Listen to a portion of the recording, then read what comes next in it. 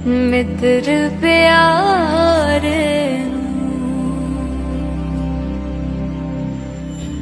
हाल मुरीदा कहना बढ़ाए लाए वे कूद प्रियो मुख उबर देव देव सब ढकाए लोभ के लागे प्रियो कर ही कर जोग के न्यास सब बिसराए लाज गई कछ काज सयो है प्रेम बिना प्रभ पान न आए।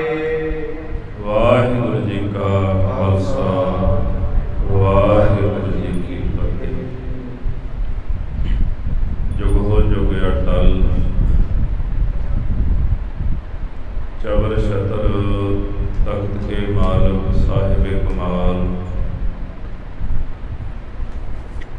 सतगुरु धन धन श्री गुरु ग्रंथ साहिब जी महाराज। सतगुरु जी के पावन पवित्र चरणा कमलों पास हाजरियां पड़ रही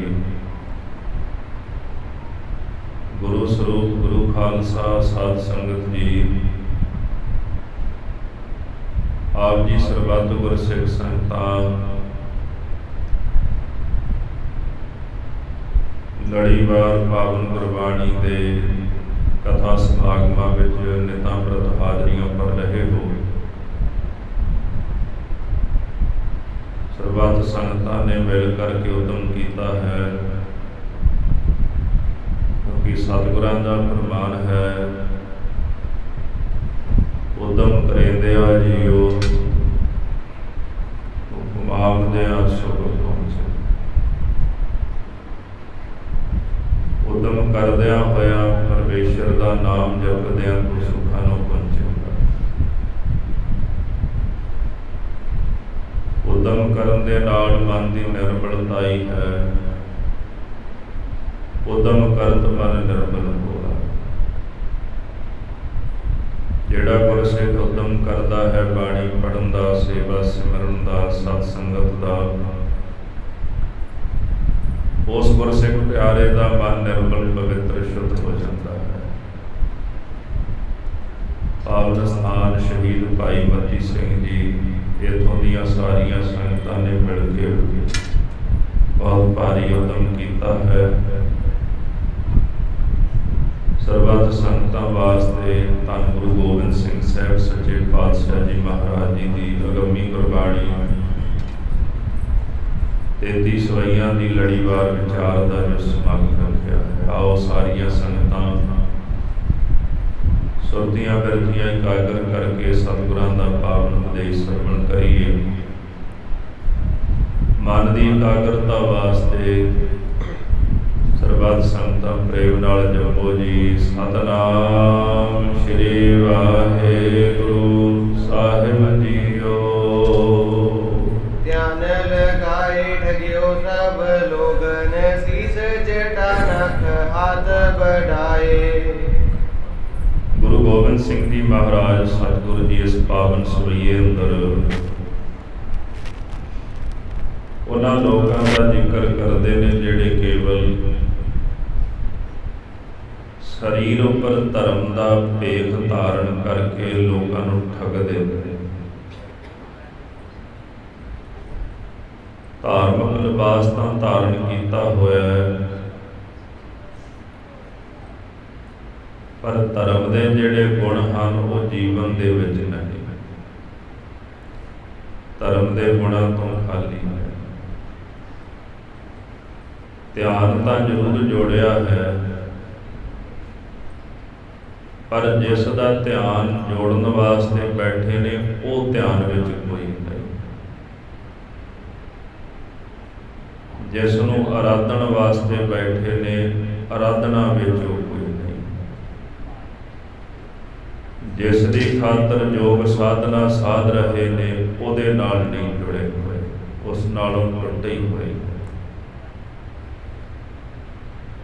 जो कर्म चल रहे ने केवल दिखावे मात्र, सिर्फ जगत के लोगों को दिखाने के लिए असीं धर्मी हाँ। ਧਿਆਨ ਲਗਾਏ ਠਗਿਓ ਸਭ ਲੋਗਨ। ਬਗਲੇ ਵਾਂਗੂ ਧਿਆਨ ਲਾ ਕੇ ਬਹਿ ਗਏ, ਨੇਤਰ ਬੰਦ ਕੀਤੇ। ਕਹਾ ਭਇਓ ਜੋ ਦੋ ਲੋਚਨ ਮੋਂਦ ਕੈ ਬੈਠ ਰਹਿਓ ਬਗ ਧਿਆਨ ਲਗਾਇਓ। ਕੀ ਹੋਇਆ? ਜੇ ਦੋਨੇ ਨੇਤਰ ਬੰਦ ਕਰਕੇ ਬਗਲੇ ਵਾਂਗੂ ਧਿਆਨ ਲਾ ਕੇ ਬਹਿ ਗਏ। ਧਿਆਨ ਇਸ ਕਰਕੇ ਲਾਇਆ ਗਿਆ ਵੀ ਲੋਕ ਮੈਨੂੰ ਵੇਖਣ ਵੀ ਬੜਾ ਵੱਡਾ ਧਿਆਨੀ ਹੈ। ਇਹਦਾ ਭਾਵ ਇਹ ਨਹੀਂ ਵੀ ਆਪਾਂ ਨੇਤਰ ਨਹੀਂ ਬੰਦ ਕਰਦੇ। ਜਦੋਂ ਵੀ ਗੁਰੂ ਸਾਹਿਬ ਦੀ ਹਜ਼ੂਰੀ ਵਿੱਚ ਸਿੱਖ ਨੇ ਬਹਿਣਾ, ਹਰ ਕਿਸੇ ਦੀ ਭਾਵਨਾ ਜਿਵੇਂ ਕਿਸੇ ਨੂੰ ਚੰਗਾ ਲੱਗਦਾ, ਭਾਵੇਂ ਕੋਈ ਨੇਤਰ ਬੰਦ ਕਰਕੇ ਬਹਿ ਜਾਏ, ਭਾਵੇਂ ਖੋਲ ਕੇ ਬਹਿ ਜਾਏ, ਆਪਣੀ ਆਪਣੀ ਭਾਵਨਾ ਗੁਰੂ ਦੀ ਖੁਸ਼ੀ ਲੈਣੀ ਹੈ। ਪਰ ਇੱਥੇ ਜ਼ਿਕਰ ਉਹਨਾਂ ਲੋਕਾਂ ਦਾ ਹੈ ਜਿਹੜੇ ਕੇਵਲ ਅੱਖਾਂ ਬੰਦ ਕਰਕੇ ਲੋਕਾਂ ਨੂੰ ਭੇਖ ਵਿਖਾਉਂਦੇ ਨੇ, ਠੱਗਦੇ ਨੇ ਲੋਕਾਂ ਨੂੰ। ਕਹਾ ਭਇਓ ਜੋ ਦੋ ਲੋਚਨ ਮੂੰਦ ਕੈ ਬੈਠ ਰਹਿਓ ਬਗ ਧਿਆਨ ਲਗਾਇਓ। ਬਗਲੇ ਵਾਂਗੂ ਧਿਆਨ ਲਾ ਕੇ ਬੈਠਾ। ਗੁਰੂ ਗ੍ਰੰਥ ਸਾਹਿਬ ਜੀ ਮਹਾਰਾਜ ਜੀ ਕਹਿੰਦੇ ਨੇ ਜਿਹੜਾ ਬਗਲਾ ਹੈ ਨਾ ਉਹ ਧਿਆਨ ਲਾਉਂਦਾ। ਕਿਉਂ? ਮੱਛੀ ਨੂੰ ਤਾਰ ਲਾਵੇ, ਉਹਨੇ ਮੱਛੀ ਖਾਣੀ ਹੁੰਦੀ। ਬਗਲਾ ਵੇਖਿਆ ਨਾ, ਜਿਵੇਂ ਖੇਤਾਂ ਵਿੱਚ ਜਦੋਂ ਕੀੜੇ ਮਕੌੜੇ ਖਾਂਦਾ ਹੈ, ਜਾਂ ਪਾਣੀ ਦੇ ਵਿੱਚ ਜਿੱਥੇ ਮੱਛੀਆਂ ਹੁੰਦੀਆਂ ਨੇ, ਮੱਛੀਆਂ ਨੂੰ ਖਾਂਦਾ ਹੈ, ਤੇ ਸਾਧੂ ਜਿਹਾ ਬਣ ਕੇ ਨਾ ਬੈਠਾ ਖਲੋਤਾ ਹੁੰਦਾ ਪਾਣੀ 'ਚ, ਬੜਾ ਧਿਆਨ ਇਕਾਗਰ ਕਰਕੇ। ਮੱਛੀ ਨੂੰ ਵੀ ਨਹੀਂ ਪਤਾ ਲੱਗਣ ਦਿੰਦਾ ਵੀ ਇੱਥੇ ਬਗਲਾ ਖਲੋਤਾ ਹੋਇਆ। ਜਦੋਂ ਮੱਛੀ ਨੇੜੇ ਆਉਂਦੀ, ਮਾਰ ਕੇ ਝਪਟਾ ਤੇ ਉਹਨੂੰ ਪਾਰ ਬੁਲਾ ਦਿੰਦਾ। ਤਾਂ ਮਹਾਰਾਜ ਕਹਿੰਦੇ ਬਗ ਧਿਆਨ ਲਗਾਇਓ, ਬਗਲੇ ਵਰਗਾ ਧਿਆਨ ਲਾ ਕੇ ਬੈਠਾ। ਕੀ ਹੋਇਆ?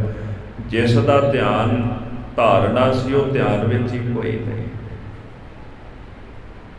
ਗੁਰੂ ਨਾਨਕ ਸਾਹਿਬ ਜੀ ਮਹਾਰਾਜ ਨੂੰ ਵੀ ਐਸੇ ਪੰਡਤ ਮਿਲੇ, ਉਹਨੇ ਇਸ਼ਨਾਨ ਕੀਤਾ। ਉਹਨਾਂ ਕੋਲ ਇੱਕ ਸੰਪਟ ਹੁੰਦਾ, ਡੱਬਾ ਹੁੰਦਾ ਪੂਜਾ ਵਾਲਾ। ਉਸ ਸੰਪਟ ਦੇ ਵਿੱਚੋਂ ਸਮਾਨ ਕੱਢਿਆ, ਪੂਜਾ ਕੀਤੀ। ਠਾਕੁਰ ਜਿਹੜੇ ਸਨ ਡੱਬੇ ਉੱਤੇ ਰੱਖੇ ਤੇ ਨੇਤਰ ਬੰਦ ਕਰਕੇ ਬਹਿ ਗਿਆ। ਗੁਰੂ ਨਾਨਕ ਸਾਹਿਬ ਜੀ ਸੱਚੇ ਪਾਤਸ਼ਾਹ ਜੀ ਮਹਾਰਾਜ ਨੂੰ ਵੇਖਦੇ ਰਹੇ। ਨੇਤਰ ਹੌਲੀ ਜੀ ਖੋਲਿਆ ਕਰੇ ਵੀ ਕਿਸੇ ਮੱਥਾ ਟੇਕਿਆ, ਕੋਈ ਆ ਕੇ ਕੋਲ ਬੈਠਾ ਵੀ ਸੰਤ ਜੀ ਬੈਠੇ ਨੇ। ਸਤਿਗੁਰੂ ਸੱਚੇ ਪਾਤਸ਼ਾਹ ਜੀ ਨੇ ਕੌਤਕ ਵਰਤਾ ਦਿੱਤਾ ਵੀ ਉਹਦਾ ਜਿਹੜਾ ਉਹ ਡੱਬਾ ਸੀ ਨਾ ਪੂਜਾ ਵਾਲਾ, ਉਹ ਲੋਪ ਕਰ ਦਿੱਤਾ, ਉੱਥੋਂ ਗੁਪਤ ਕਰ ਦਿੱਤਾ। ਉਹਨੇ ਜਦੋਂ ਅੱਖਾਂ ਖੋਲੀਆਂ ਨਾ, ਵੇਖਿਆ ਤੇ ਡੱਬਾ ਉੱਥੇ ਕੋਈ ਨਹੀਂ ਸੀ। ਹੱਥਾਂ ਪੈਰਾਂ ਦੀ ਪੈ ਗਈ ਵੀ ਕਿੱਥੇ ਗਿਆ। ਕਦੇ ਇੱਧਰ ਜਾਵੇ, ਕਦੇ ਉੱਧਰ ਜਾਵੇ। ਮਹਾਰਾਜ ਨੇ ਜਦੋਂ ਨੇ ਨੇਤਰ ਬੰਦ ਕੀਤੇ ਸੀ ਨਾ, ਪੁੱਛਿਆ ਸੀ। ਮਹਾਰਾਜ ਕਹਿੰਦੇ ਵੀ ਸੰਤ ਜੀ ਅੱਖਾਂ ਕਿਉਂ ਬੰਦ ਕੀਤੀਆਂ? ਕਹਿੰਦਾ ਜਦੋਂ ਮੈਂ ਅੱਖਾਂ ਬੰਦ ਕਰਦਾ ਨਾ, ਤਰਲੋਕੀ ਦਾ ਗਿਆਨ ਹੋ ਜਾਂਦਾ, ਪਤਾ ਲੱਗਦਾ ਵੀ ਤਿੰਨਾਂ ਲੋਕਾਂ 'ਚ ਕੀ ਹੋ ਰਿਹਾ। ਹੁਣ ਕਦੇ ਸੱਜੇ ਜਾਂਦਾ ਹੈ, ਕਦੇ ਖੱਬੇ ਜਾਂਦਾ ਹੈ, ਮੇਰਾ ਡੱਬਾ ਤਾਂ ਨਹੀਂ ਕਿਸੇ ਨੇ ਵੇਖਿਆ। ਫਿਰ ਗੁਰੂ ਸਾਹਿਬ ਦੇ ਕੋਲ ਆਇਆ ਮਹਾਰਾਜ, ਤੁਸੀਂ ਦੱਸ ਦਿਓ, ਤੁਸੀਂ ਕੋਲ ਬੈਠੇ ਸੀ, ਕਿਸੇ ਨੇ ਲਿਆ ਤਾਂ ਨਹੀਂ? ਮਹਾਰਾਜ ਕਹਿੰਦੇ ਵੀ ਡੱਬਾ ਹੀ, ਫਿਰ ਕੀ ਹੋ ਗਿਆ? ਕਹਿੰਦਾ ਪਾਤਸ਼ਾਹ ਕੀ ਕਰਾਂ, ਉਹਦੇ ਵਿੱਚ ਮਾਇਆ ਸੀ ਜਿਹਦੇ ਨਾਲ ਮੇਰੇ ਪਰਿਵਾਰ ਦਾ ਗੁਜ਼ਾਰਾ ਚੱਲਦਾ ਹੈ। ਸਤਿਗੁਰੂ ਜੀ ਕਹਿੰਦੇ ਤੈਨੂੰ ਤਾਂ ਤਰਲੋਕੀ ਦਾ ਗਿਆਨ ਹੁੰਦਾ ਜਦੋਂ ਤੂੰ ਧਿਆਨ ਲਾ ਕੇ ਬੈਠਦਾ, ਤੇ ਡੱਬਾ ਲੱਭ ਲੈ ਤੇਰਾ ਕਿੱਥੇ ਹੈ। ਅਸੀਂ ਤੈਨੂੰ ਪਹਿਲਾਂ ਪੁੱਛਿਆ ਸੀ ਨਾ ਵੀ ਤੂੰ ਅੱਖਾਂ ਕਿਉਂ ਬੰਦ ਕੀਤੀਆਂ, ਤੁਸੀਂ ਆਪ ਤਾਂ ਕਿਹਾ ਸੀ ਵੀ ਤਰਲੋਕੀ ਦਾ ਗਿਆਨ ਹੋ ਜਾਂਦਾ ਹੈ, ਤੇ ਤੁਹਾਨੂੰ ਪਤਾ ਲੱਗ ਹੀ ਜਾਣਾ ਵੀ ਤੁਹਾਡਾ ਡੱਬਾ ਕਿੱਥੇ ਹੈ। ਕਹਿੰਦਾ ਮਹਾਰਾਜ ਕੀ ਕਰੀਏ, ਇਹ ਪੇਟ ਦਾ ਸਵਾਲ ਹੈ, ਪਾਪੀ ਪੇਟ ਦਾ। ਪੇਟ ਪਾਲਣਾ, ਪਰਿਵਾਰ ਪਾਲਣਾ ਹੈ ਮਹਾਰਾਜ, ਇਸ ਕਰਕੇ ਇਹੋ ਜਿਹੇ ਕਰਮ ਕਰਨੇ ਪੈਂਦੇ ਨੇ, ਵਰਨਾ ਮੈਨੂੰ ਤਾਂ ਆਪਣੇ ਆਪ ਦਾ ਨਹੀਂ ਪਤਾ ਹੈ, ਤੇ ਤਰਲੋਕੀ ਦਾ ਗਿਆਨ ਮੈਨੂੰ ਕੀ ਹੋਣਾ।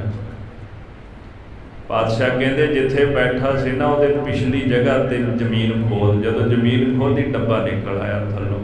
ਉੱਥੇ ਮੇਰੇ ਪਾਤਸ਼ਾਹ ਨੇ ਇੱਕ ਸ਼ਬਦ ਉਚਾਰਿਆ ਸੀ ਰਾਗ ਧਨਾਸਰੀ ਦਾ, ਕਾਲ ਨਾਹੀ ਯੋਗ ਨਾਹੀ ਸਤ ਘਾਟਾ ਬੁਥਾ ਨਸ਼ਟ ਜਗ ਭ੍ਰਿਸ਼ਟ ਹੋਏ ਡੋਬਤਾ ਜਗ।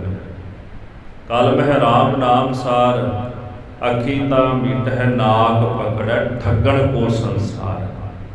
ਕਲਯੁਗ ਦੇ ਵਿੱਚ ਇੱਕ ਪਰਮੇਸ਼ਰ ਅਕਾਲ ਪੁਰਖ ਦਾ ਨਾਮ ਹੀ ਸ੍ਰੇਸ਼ਟ ਹੈ, ਪਰ ਇਹ ਜਿਹੜੇ ਲੋਕ ਅੱਖਾਂ ਬੰਦ ਕਰਦੇ ਨੇ, ਨਾਕ ਪਕੜੈ ਨੱਕ ਫੜ ਲੈਂਦੇ ਨੇ, ਪਾਤਸ਼ਾਹ ਕਹਿੰਦੇ ਠੱਗਣ ਕੋ ਸੰਸਾਰ, ਕੇਵਲ ਸੰਸਾਰ ਨੂੰ ਠੱਗਣ ਵਾਸਤੇ ਇਹੋ ਜਿਹੇ ਕਰਮ ਕਰਦੇ ਨੇ।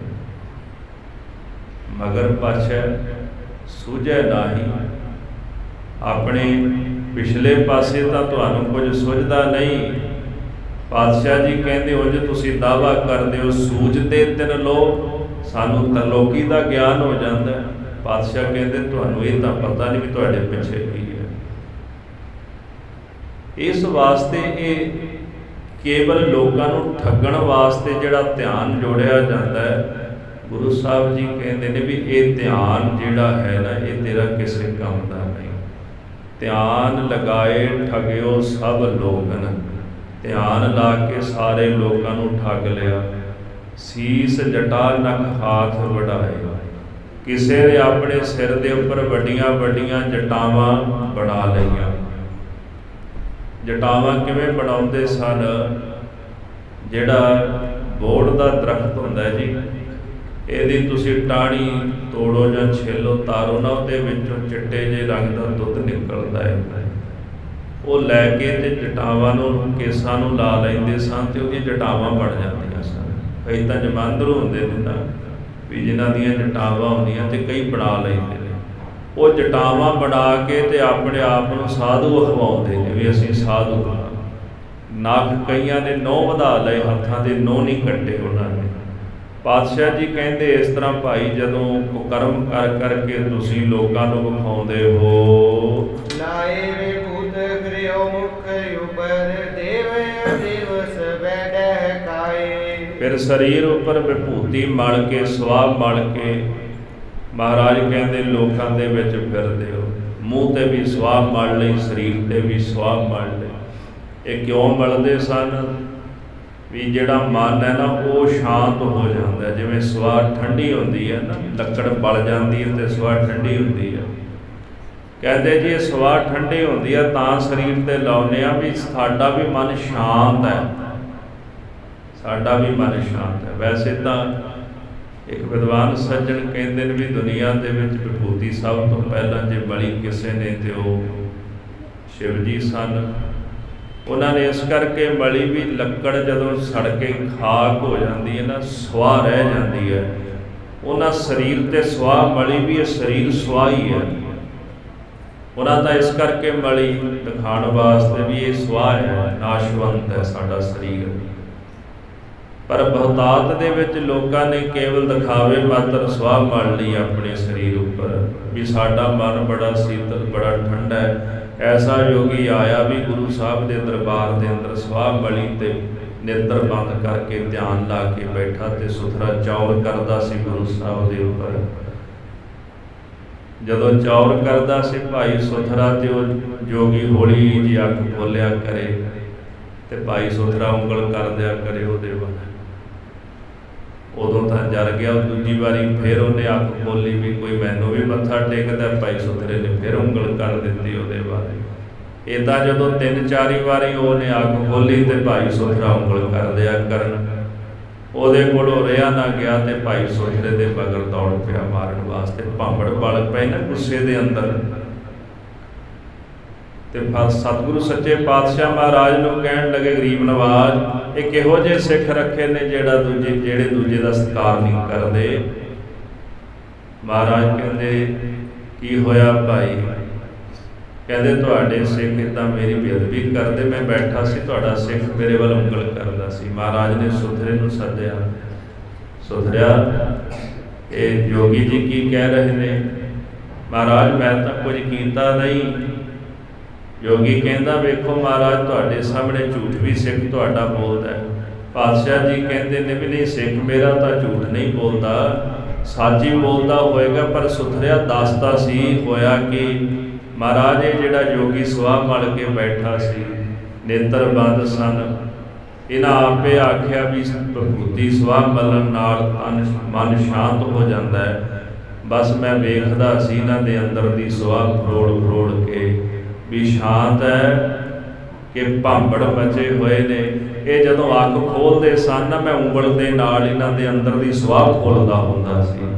ਜਦੋਂ 4-5 ਵਾਰੀ ਸੁਆਹ ਫਰੋਲੀ ਨਾ ਮਹਾਰਾਜ, ਅੰਦਰ ਤਾਂ ਭਾਂਬੜ ਮਚੇ ਹੋਏ ਨੇ ਕ੍ਰੋਧ ਦੇ ਇਹਨਾਂ ਦੇ, ਤੇ ਇਹਨਾਂ ਦੇ ਸਰੀਰ ਉੱਪਰ ਮਲੀ ਹੋਈ ਵਿਭੂਤੀ ਕਿਸ ਕੰਮ ਦੀ ਹੈ।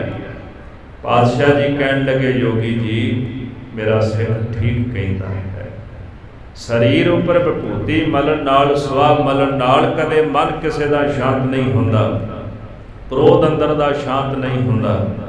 ਇਸ ਕਰਕੇ ਜਿਹੜੀ ਵਿਭੂਤੀ ਤੁਸੀਂ ਮਲ ਕੇ ਜਗਤ ਅੰਦਰ ਵਿਚਰਦੇ ਹੋ, ਕੇਵਲ ਤਾਂ ਕੇਵਲ ਸੰਸਾਰ ਦੇ ਲੋਕਾਂ ਨੂੰ ਠੱਗਣ ਵਾਸਤੇ ਤੁਸੀਂ ਇਹ ਵਿਭੂਤੀ ਸਰੀਰ ਤੇ ਮਲਦੇ ਹੋ।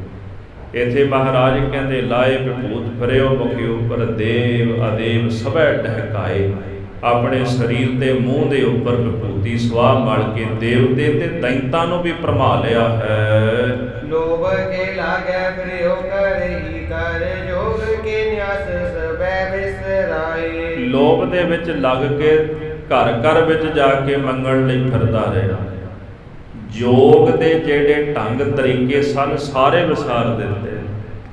ਯੋਗੀ ਤਾਂ ਬਣ ਗਿਆ, ਪਰ ਘਰ ਘਰ ਵਿੱਚ ਜਾ ਕੇ ਅੱਜ ਵੀ ਮੰਗਦਾ ਹੈ। ਮਹਾਰਾਜ ਕਹਿੰਦੇ ਵੀ ਜਿਹੜਾ ਯੋਗੀ ਹੈ ਉਹ ਸਾਰਾ ਕੁਝ ਘਰ-ਬਾਰ ਦੁਨੀਆ ਦੇ ਪਦਾਰਥ ਤਿਆਗ ਕੇ ਫਿਰ ਉਹ ਯੋਗੀ ਬਣਿਆ, ਪਰ ਅੱਜ ਵੀ ਮਨ ਜਿਹੜਾ ਉਹ ਲੋਭ ਦੇ ਵਿੱਚ ਫਸਿਆ ਹੋਇਆ, ਲਾਲਚ ਵਿੱਚ ਫਸਿਆ ਹੋਇਆ। ਘਰ ਘਰ ਵਿੱਚ ਖੁਦ ਮੰਗਣ ਵਾਸਤੇ ਤੁਸੀਂ ਜਾਂਦੇ ਲੋਭ ਦੇ ਮਾਰੇ।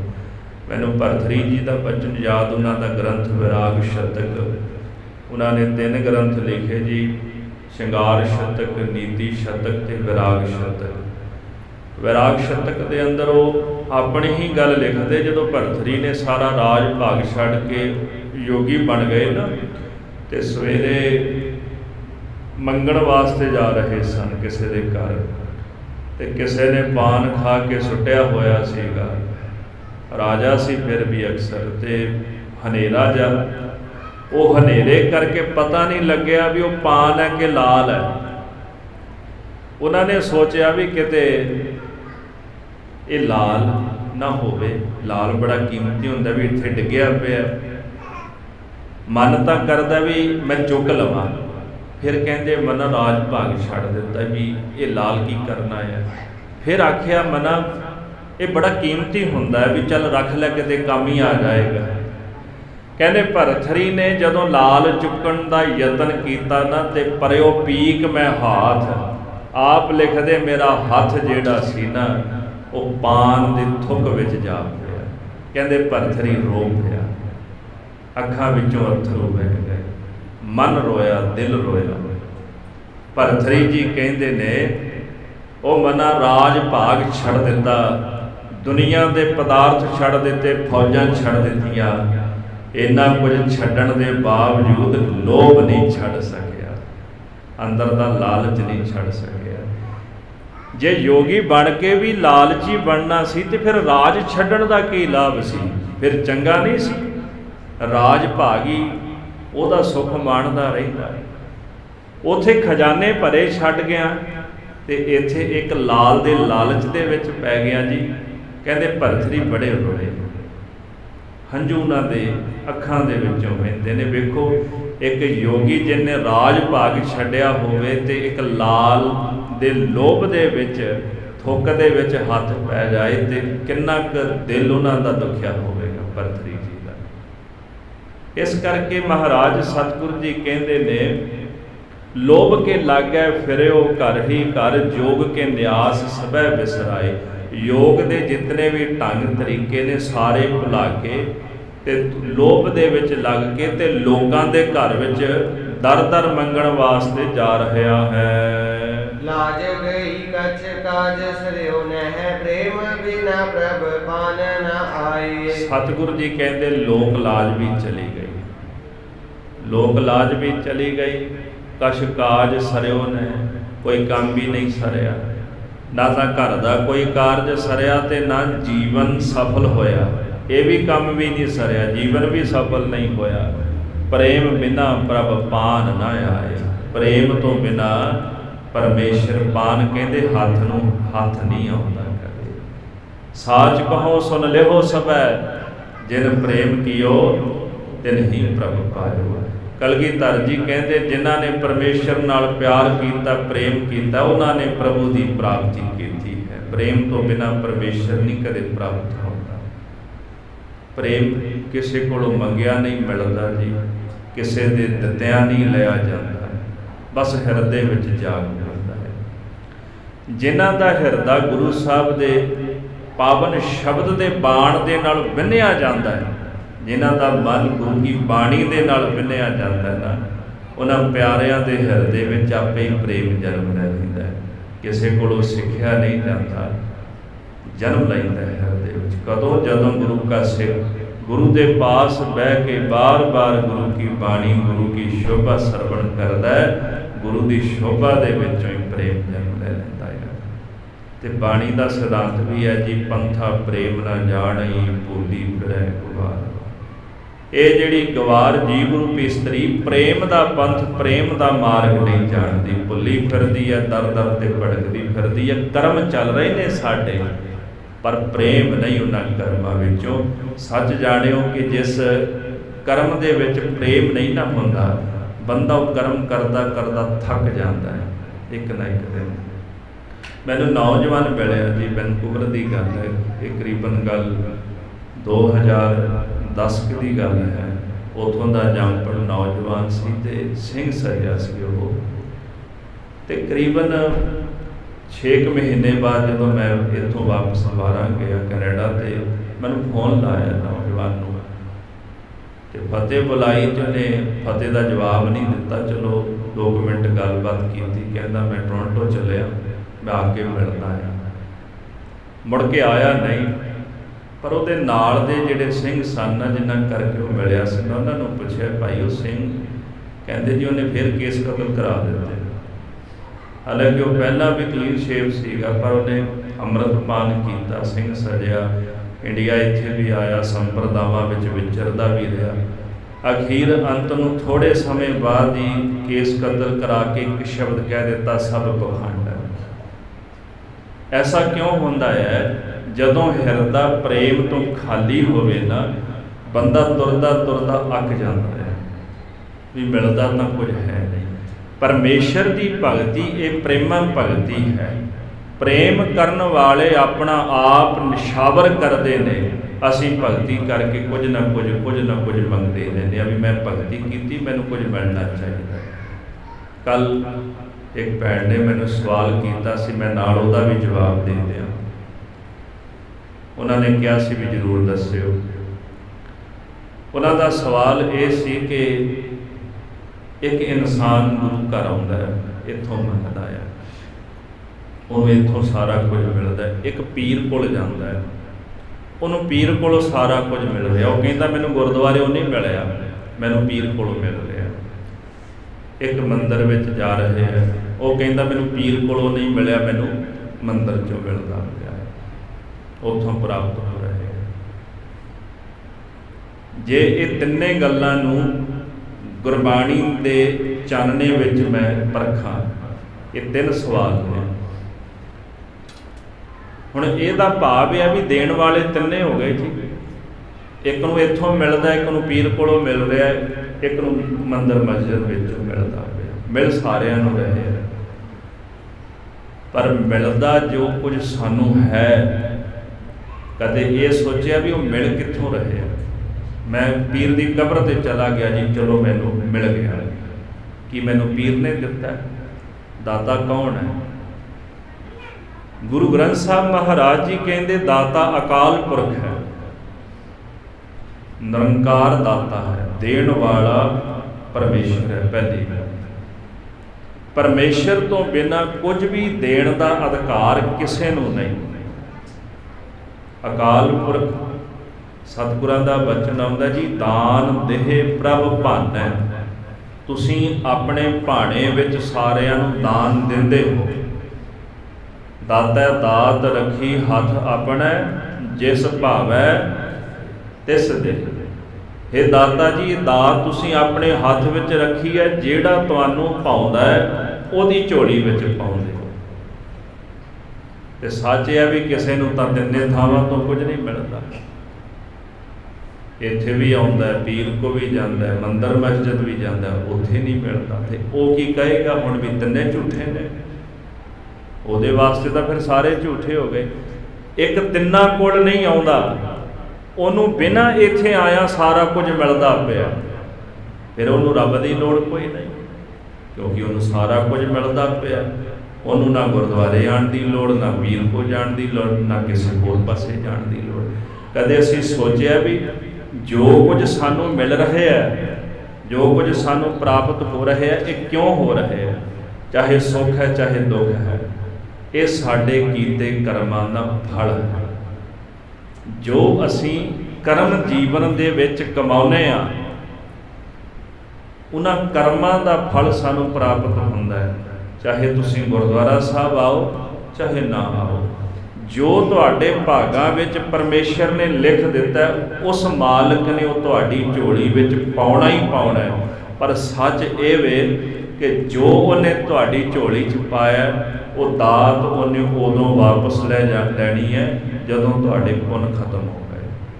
ਪੁੰਨ ਖਤਮ ਹੋਣ ਤੋਂ ਬਾਅਦ ਉਹ ਚੀਜ਼ ਆਪਣੇ ਆਪ ਹੀ ਨਸ਼ਟ ਹੋ ਜਾਂਦੀ। ਸੁੱਖ ਸਦੀਵੀ ਨਹੀਂ ਹੁੰਦਾ ਜੀ। ਮਹਾਰਾਜ ਕਹਿੰਦੇ ਅੱਜ ਸੁੱਖ ਹੈ ਕੱਲ ਦੁੱਖ ਵੀ ਹੈ ਜੀਵਨ ਦੇ ਅੰਦਰ। ਜੇ ਅੱਜ ਸੁਖੀ ਆ ਤੇ ਇਹ ਸਾਡੇ ਕਰਮਾਂ ਦਾ ਫਲ ਹੈ। ਸਾਹਿਬ ਜੀ ਕਹਿੰਦੇ ਵਿਣ ਕਰਮਾ ਕਿਛ ਪਾਈਐ ਨਾਹੀ, ਜੇ ਬਹੁਤ ਤੇਰਾ ਧਾਵੈ। ਬਿਨਾਂ ਕਰਮਾਂ ਤੋਂ ਕੁਝ ਵੀ ਪ੍ਰਾਪਤ ਨਹੀਂ ਹੁੰਦਾ, ਭਾਵੇਂ ਮਨੁੱਖ ਜਿੱਧਰ ਮਰਜ਼ੀ ਦੌੜਦਾ ਰਹੇ ਭਟਕਦਾ ਰਹੇ, ਜੇ ਅਸੀਂ ਪੁੰਨ ਨਹੀਂ ਕੀਤੇ ਤੇ ਸਾਨੂੰ ਫਲ ਪ੍ਰਾਪਤ ਨਹੀਂ ਹੋਣਾ। ਸਾਡੇ ਕਰਮਾਂ ਦਾ ਫਲ ਸਾਨੂੰ ਮਿਲਦਾ ਹੈ। ਗੁਰਦੁਆਰਾ ਸਾਹਿਬ ਕਿਉਂ ਆਉਂਦੇ ਆ? ਗੁਰਦੁਆਰਾ ਸਾਹਿਬ ਭਗਤੀ ਦਾ ਘਰ ਹੈ। ਅਸੀਂ ਇੱਥੇ ਸੋਝੀ ਲੈਣ ਆਉਂਦੇ ਹਾਂ। ਅਸੀਂ ਕੇਵਲ ਮੰਗਣ ਦਾ ਦਰ ਧਰਮ ਸਥਾਨ ਨੂੰ ਮੰਨ ਲਿਆ ਵੀ ਬਸ ਇੱਥੋਂ ਆਪਾਂ ਨੂੰ ਪੈਸਾ ਮਿਲਦਾ ਹੈ, ਪੁੱਤਰ ਮਿਲਦਾ ਹੈ, ਇੱਥੋਂ ਪਦਾਰਥ ਮਿਲਦੇ ਨੇ। ਆਪਾਂ ਧਰਮ ਸਥਾਨਾਂ ਨੂੰ ਕੇਵਲ ਇੱਕ ਮੰਗ ਦਾ ਕੇਂਦਰ ਬਣਾ ਲਿਆ ਵੀ ਅਸੀਂ ਇਹ ਦੁਨਿਆਵੀ ਦਾਤਾਂ ਅਸੀਂ ਇੱਥੋਂ ਲੈਣੀਆਂ ਨੇ। ਪਰ ਮੇਰੇ ਪਾਤਸ਼ਾਹ ਕਹਿੰਦੇ ਨਹੀਂ ਭਲਿਆ, ਗੁਰੂ ਨਾਨਕ ਸਾਹਿਬ ਜੀ ਦਾ ਘਰ ਪ੍ਰੇਮ ਭਗਤੀ ਦਾ ਘਰ ਹੈ। ਠੀਕ ਹੈ, ਤੈਨੂੰ ਲੋੜ ਹੈ ਤੇ ਆ ਕੇ ਮੰਗ ਲੈ, ਪਰ ਇੱਥੇ ਆ ਕੇ ਤੂੰ ਇੱਕ ਕਰਮ ਕਰਨਾ ਹੈ। ਆਵੋ ਸਿੱਖ ਸਤ ਗੁਰੂ ਕੇ ਪਿਆਰਿਓ, ਗਾਵੋ ਸੱਚੀ ਬਾਣੀ। ਅਸੀਂ ਇੱਥੇ ਗੁਰੂ ਕੀ ਬਾਣੀ ਪੜ੍ਹਨ ਵਾਸਤੇ ਆਉਂਦੇ ਹਾਂ, ਆਪਣਾ ਜੀਵਨ ਸਫਲ ਕਰਨ ਵਾਸਤੇ ਆਉਂਦੇ ਹਾਂ। ਮੰਗਣਾ ਤੇ ਜਿੱਥੇ ਮਰਜ਼ੀ ਜਾ ਕੇ ਮੰਗ ਲਈਏ, ਜੇ ਭਾਗਾਂ 'ਚ ਹੋਏਗਾ ਤੇ ਮਿਲ ਜਾਣਾ, ਜੇ ਨਹੀਂ ਹੋਇਆ ਨਹੀਂ ਮਿਲਣਾ।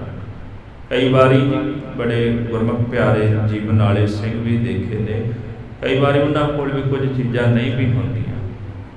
ਉਹ ਕਦੇ ਇਹ ਨਹੀਂ ਕਹਿੰਦੇ ਵੀ ਮੈਨੂੰ ਗੁਰੂ ਗ੍ਰੰਥ ਸਾਹਿਬ ਜੀ ਨੇ ਆ ਚੀਜ਼ ਨਹੀਂ ਦਿੱਤੀ ਵੀ ਮੈਂ ਜਾ ਕੇ ਕਿਸੇ ਹੋਰ ਦੀ ਪੂਜਾ ਕਰਾਂਗਾ। ਕਹਿੰਦੇ ਨਹੀਂ, ਇਹ ਮੇਰੇ ਗੁਰੂ ਸਾਹਿਬ ਦਾ ਹੁਕਮ ਹੈ, ਜਿਵੇਂ ਉਹਨਾਂ ਨੂੰ ਚੰਗਾ ਲੱਗਦਾ ਹੈ ਉੱਦਾਂ ਹੀ ਠੀਕ ਹੈ, ਜਿਵੇਂ ਮੇਰੇ ਗੁਰੂ ਨੂੰ ਚੰਗਾ ਲੱਗਦਾ। ਕਿਉਂ?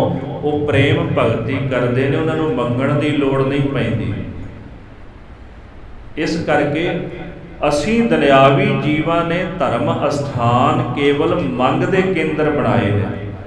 ਮੰਗ ਦੇ ਕੇਂਦਰ ਵੀ ਬਸ ਆਪਾਂ ਮੰਗਣਾ, ਆਪਾਂ ਕਿਤੇ ਵੀ ਚਲੇ ਜਾਈਏ, ਮੈਨੂੰ ਜੇ ਇੱਥੋਂ ਮਿਲ ਗਿਆ ਠੀਕ ਹੈ, ਨਹੀਂ ਮੈਂ ਅਗਲੇ ਘਰ ਚਲਾ ਜਾਵਾਂਗਾ। ਇਹਦਾ ਮਤਲਬ ਇਹ ਝੂਠ ਹੈ, ਦੂਜਾ ਸੱਚ ਹੈ। ਜਿਹਨੂੰ ਜਿੱਥੋਂ ਕੁਝ ਪ੍ਰਾਪਤ ਹੋ ਜਾਏ ਉਹ ਉਸੇ ਦੀ ਮੰਨਤ ਮੰਨਣ ਲੱਗ ਪੈਂਦਾ ਹੈ ਵੀ ਇਹ ਸੱਚਾ ਹੈ। ਗੁਰਮੁਖੋ ਐਸਾ ਨਹੀਂ, ਜੋ ਮਿਲਦਾ ਉਹ ਸਾਡੇ ਭਾਗ ਹੁੰਦੇ ਨੇ। ਸਾਡੇ ਭਾਗ ਜਿਉਂ-ਜਿਉਂ ਜਾਗਦੇ ਜਾਂਦੇ, ਜਿਉਂ-ਜਿਉਂ ਜਾਗਦੇ ਜਾਂਦੇ ਨੇ, ਸਾਨੂੰ ਮਿਲਦਾ ਜਾਂਦਾ ਹੈ। ਹੁਣ ਜਿਹੜਾ ਪੀਰ ਦੇ ਕੋਲ ਚਲਾ ਗਿਆ, ਜਦੋਂ ਦਾ ਕਰਮ ਜਾਗਦਾ ਉਹਨੂੰ ਮਿਲ ਜਾਂਦਾ ਹੈ, ਉਹ ਸੋਚਦਾ ਵੀ ਪੀਰ ਸੱਚਾ ਹੈ। ਜਿਹੜਾ ਗੁਰੂ ਘਰ ਵਿੱਚ ਆਉਂਦਾ, ਜਦੋਂ ਕਰਮ ਜਾਗਦਾ ਫਿਰ ਸਾਨੂੰ ਇਹ ਜਾਪਦਾ ਵੀ ਗੁਰੂ ਸਾਹਿਬ ਜੀ ਸਾਡੇ ਦਾਤਾਂ ਦੇਣ ਵਾਲੇ ਨੇ।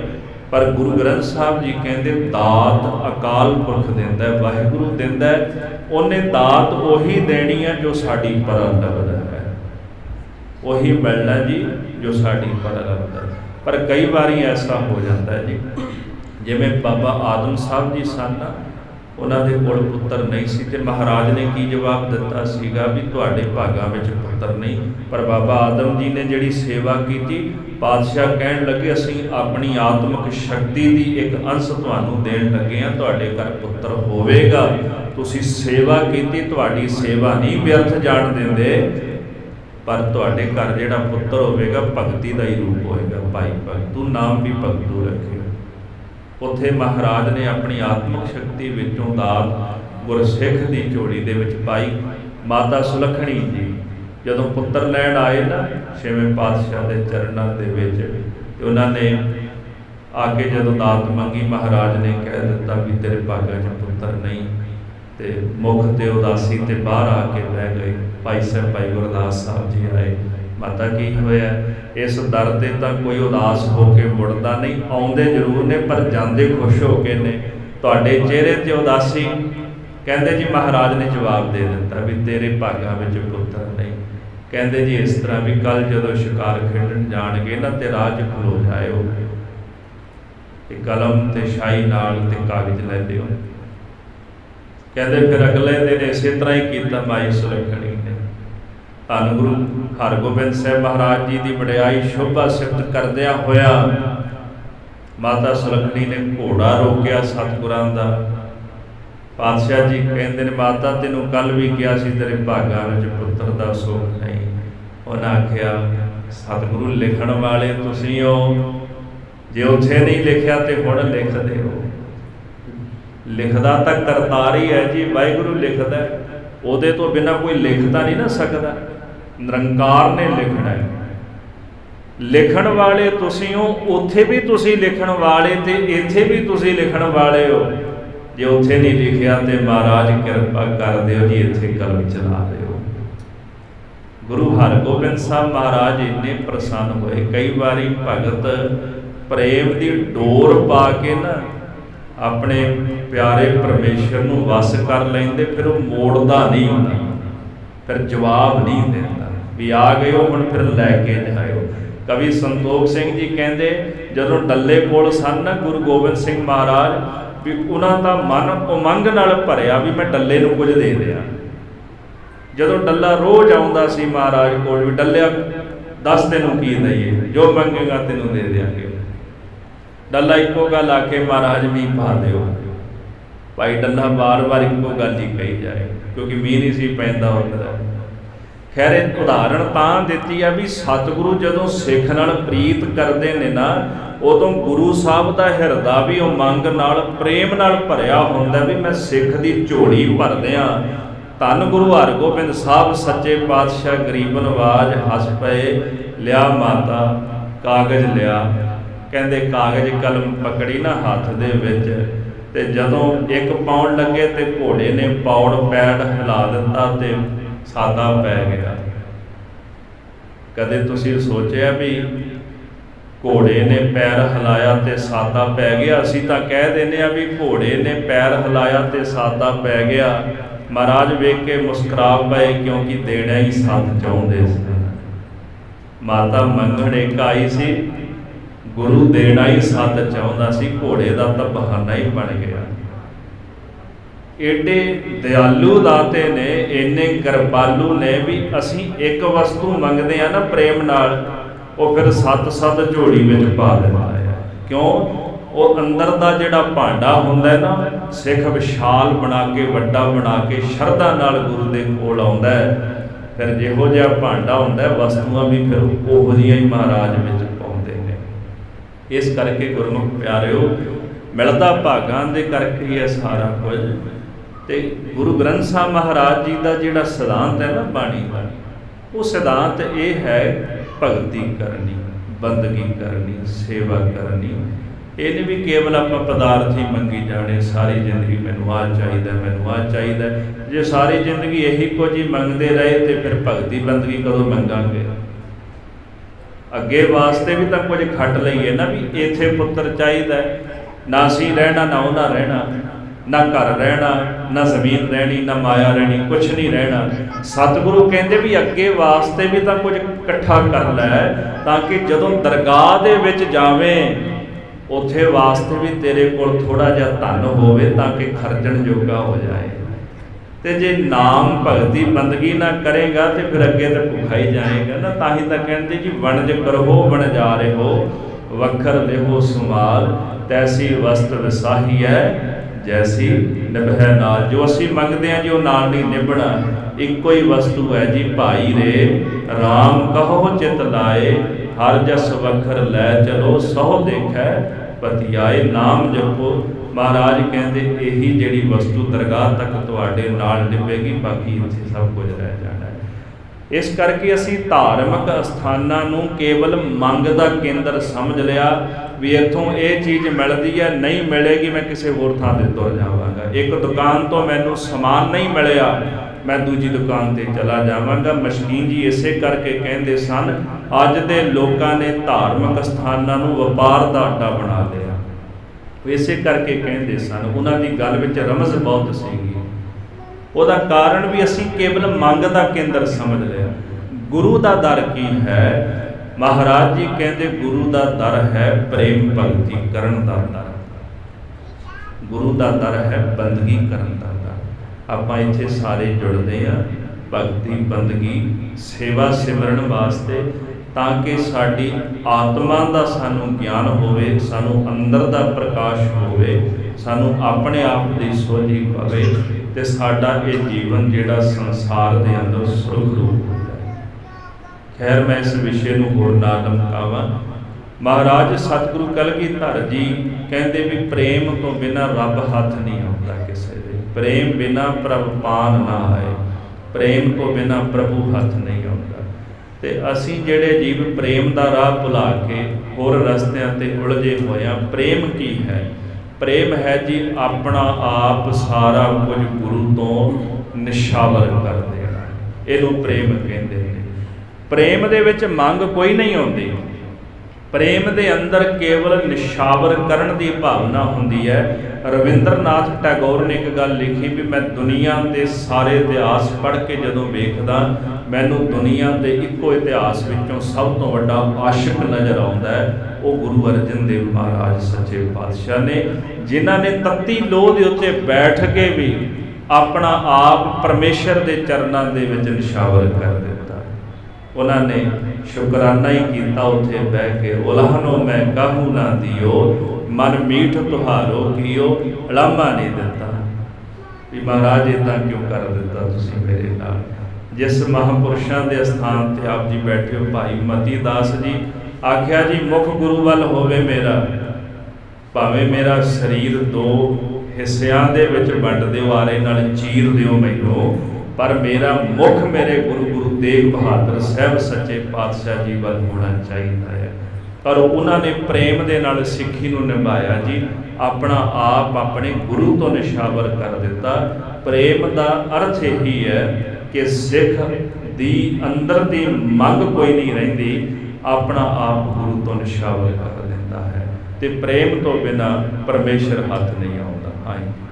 ਕਾਹੇ ਕੋ ਡਿੰਬ ਕਰੈ ਮਨ ਮੂਰਖ, ਡਿੰਬ ਕਰੈ ਆਪਣੀ ਪਤ ਖਵੈ। ਸਤਿਗੁਰੂ ਕਹਿੰਦੇ ਹੈ ਮੇਰੇ ਮੂਰਖ ਮਨ, ਕਾਹੇ ਕੋ ਡਿੰਬ ਕਰੈ, ਕਿਉਂ ਪਖੰਡ ਕਰਦਾ, ਕਿਉਂ ਤੇ ਲੋਕਾਂ ਨੂੰ ਕਰਮ ਕਰ ਕਰਕੇ ਵਿਖਾਉਂਦਾ। ਡਿੰਬ ਕਰੈ ਆਪਣੀ ਪਤ ਖਵੈ ਹੈ। ਜੇ ਪਖੰਡ ਕਰੇਗਾ ਨਾ ਤੇ ਦਰਗਾਹ ਦੇ ਵਿੱਚ ਤੂੰ ਆਪਣੀ ਪਤ, ਆਪਣੀ ਇੱਜ਼ਤ ਖੁਆਲ ਕਰ ਲਏਗਾ।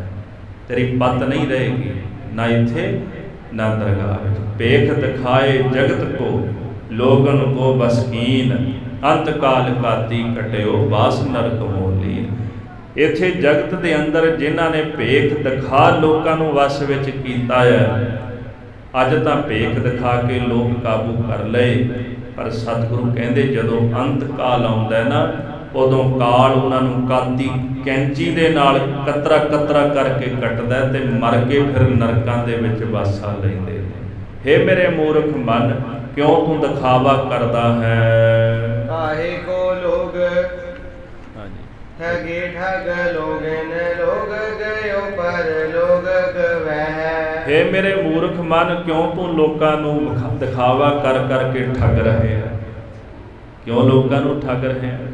ठगां दी कमी तां कोई नहीं ना अज संसार दे अंदर। थां थां ते बैठे तुहानूं नज़र आउणगे, थां थां ते हर एक जगह ते बैठे हुए ने। अगे जाके महाराज उन्हां ठगां दा जिक्र भी करनगे, क्यों उन्हां नूं ठग किया महाराज ने। अगले सवैयां दे विच बचन आवेगा। सतगुर जी कहते ने, लोग गयो पर लोग वह है। इत्थे तां लोकां नूं तूं ठग रहे है, तेरा ये लोक तां चला गया। लोकां नूं ठग ठग के तूं अपना परलोक भी गवा लएगा। जदों परमेश्वर दे घर विच जाएगा, उत्थे तेरी पत उतर जावेगी।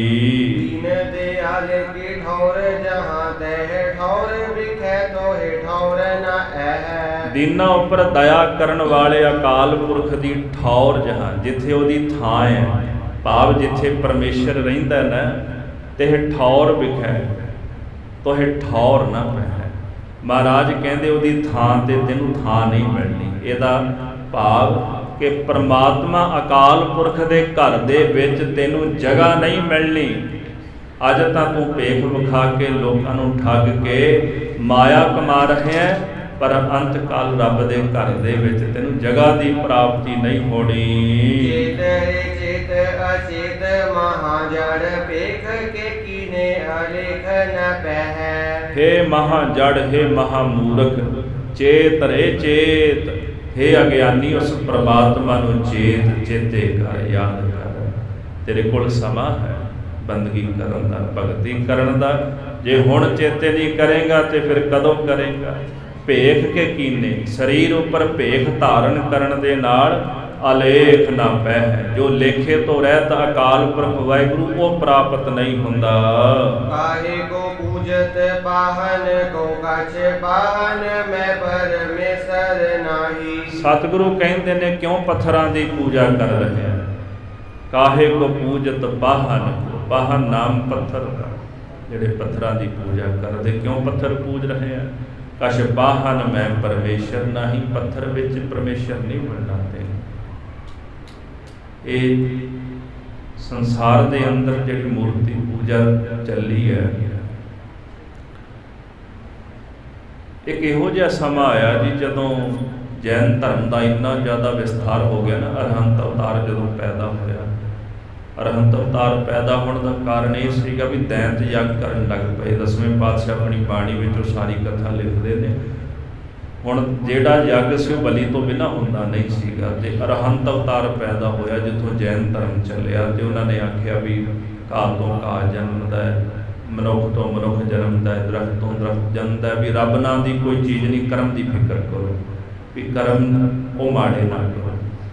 तुसीं वेखो अज भी जैनी इसे तरह ही करते, भी कीड़ी नहीं मरन देंदे, जूठा खांदे ने, भी किते कोई जीव ना जिहड़ा मर जाए, मुख ढक के रखते भी मूँह च कुछ चला ना जाए, कुछ मर ना जाए।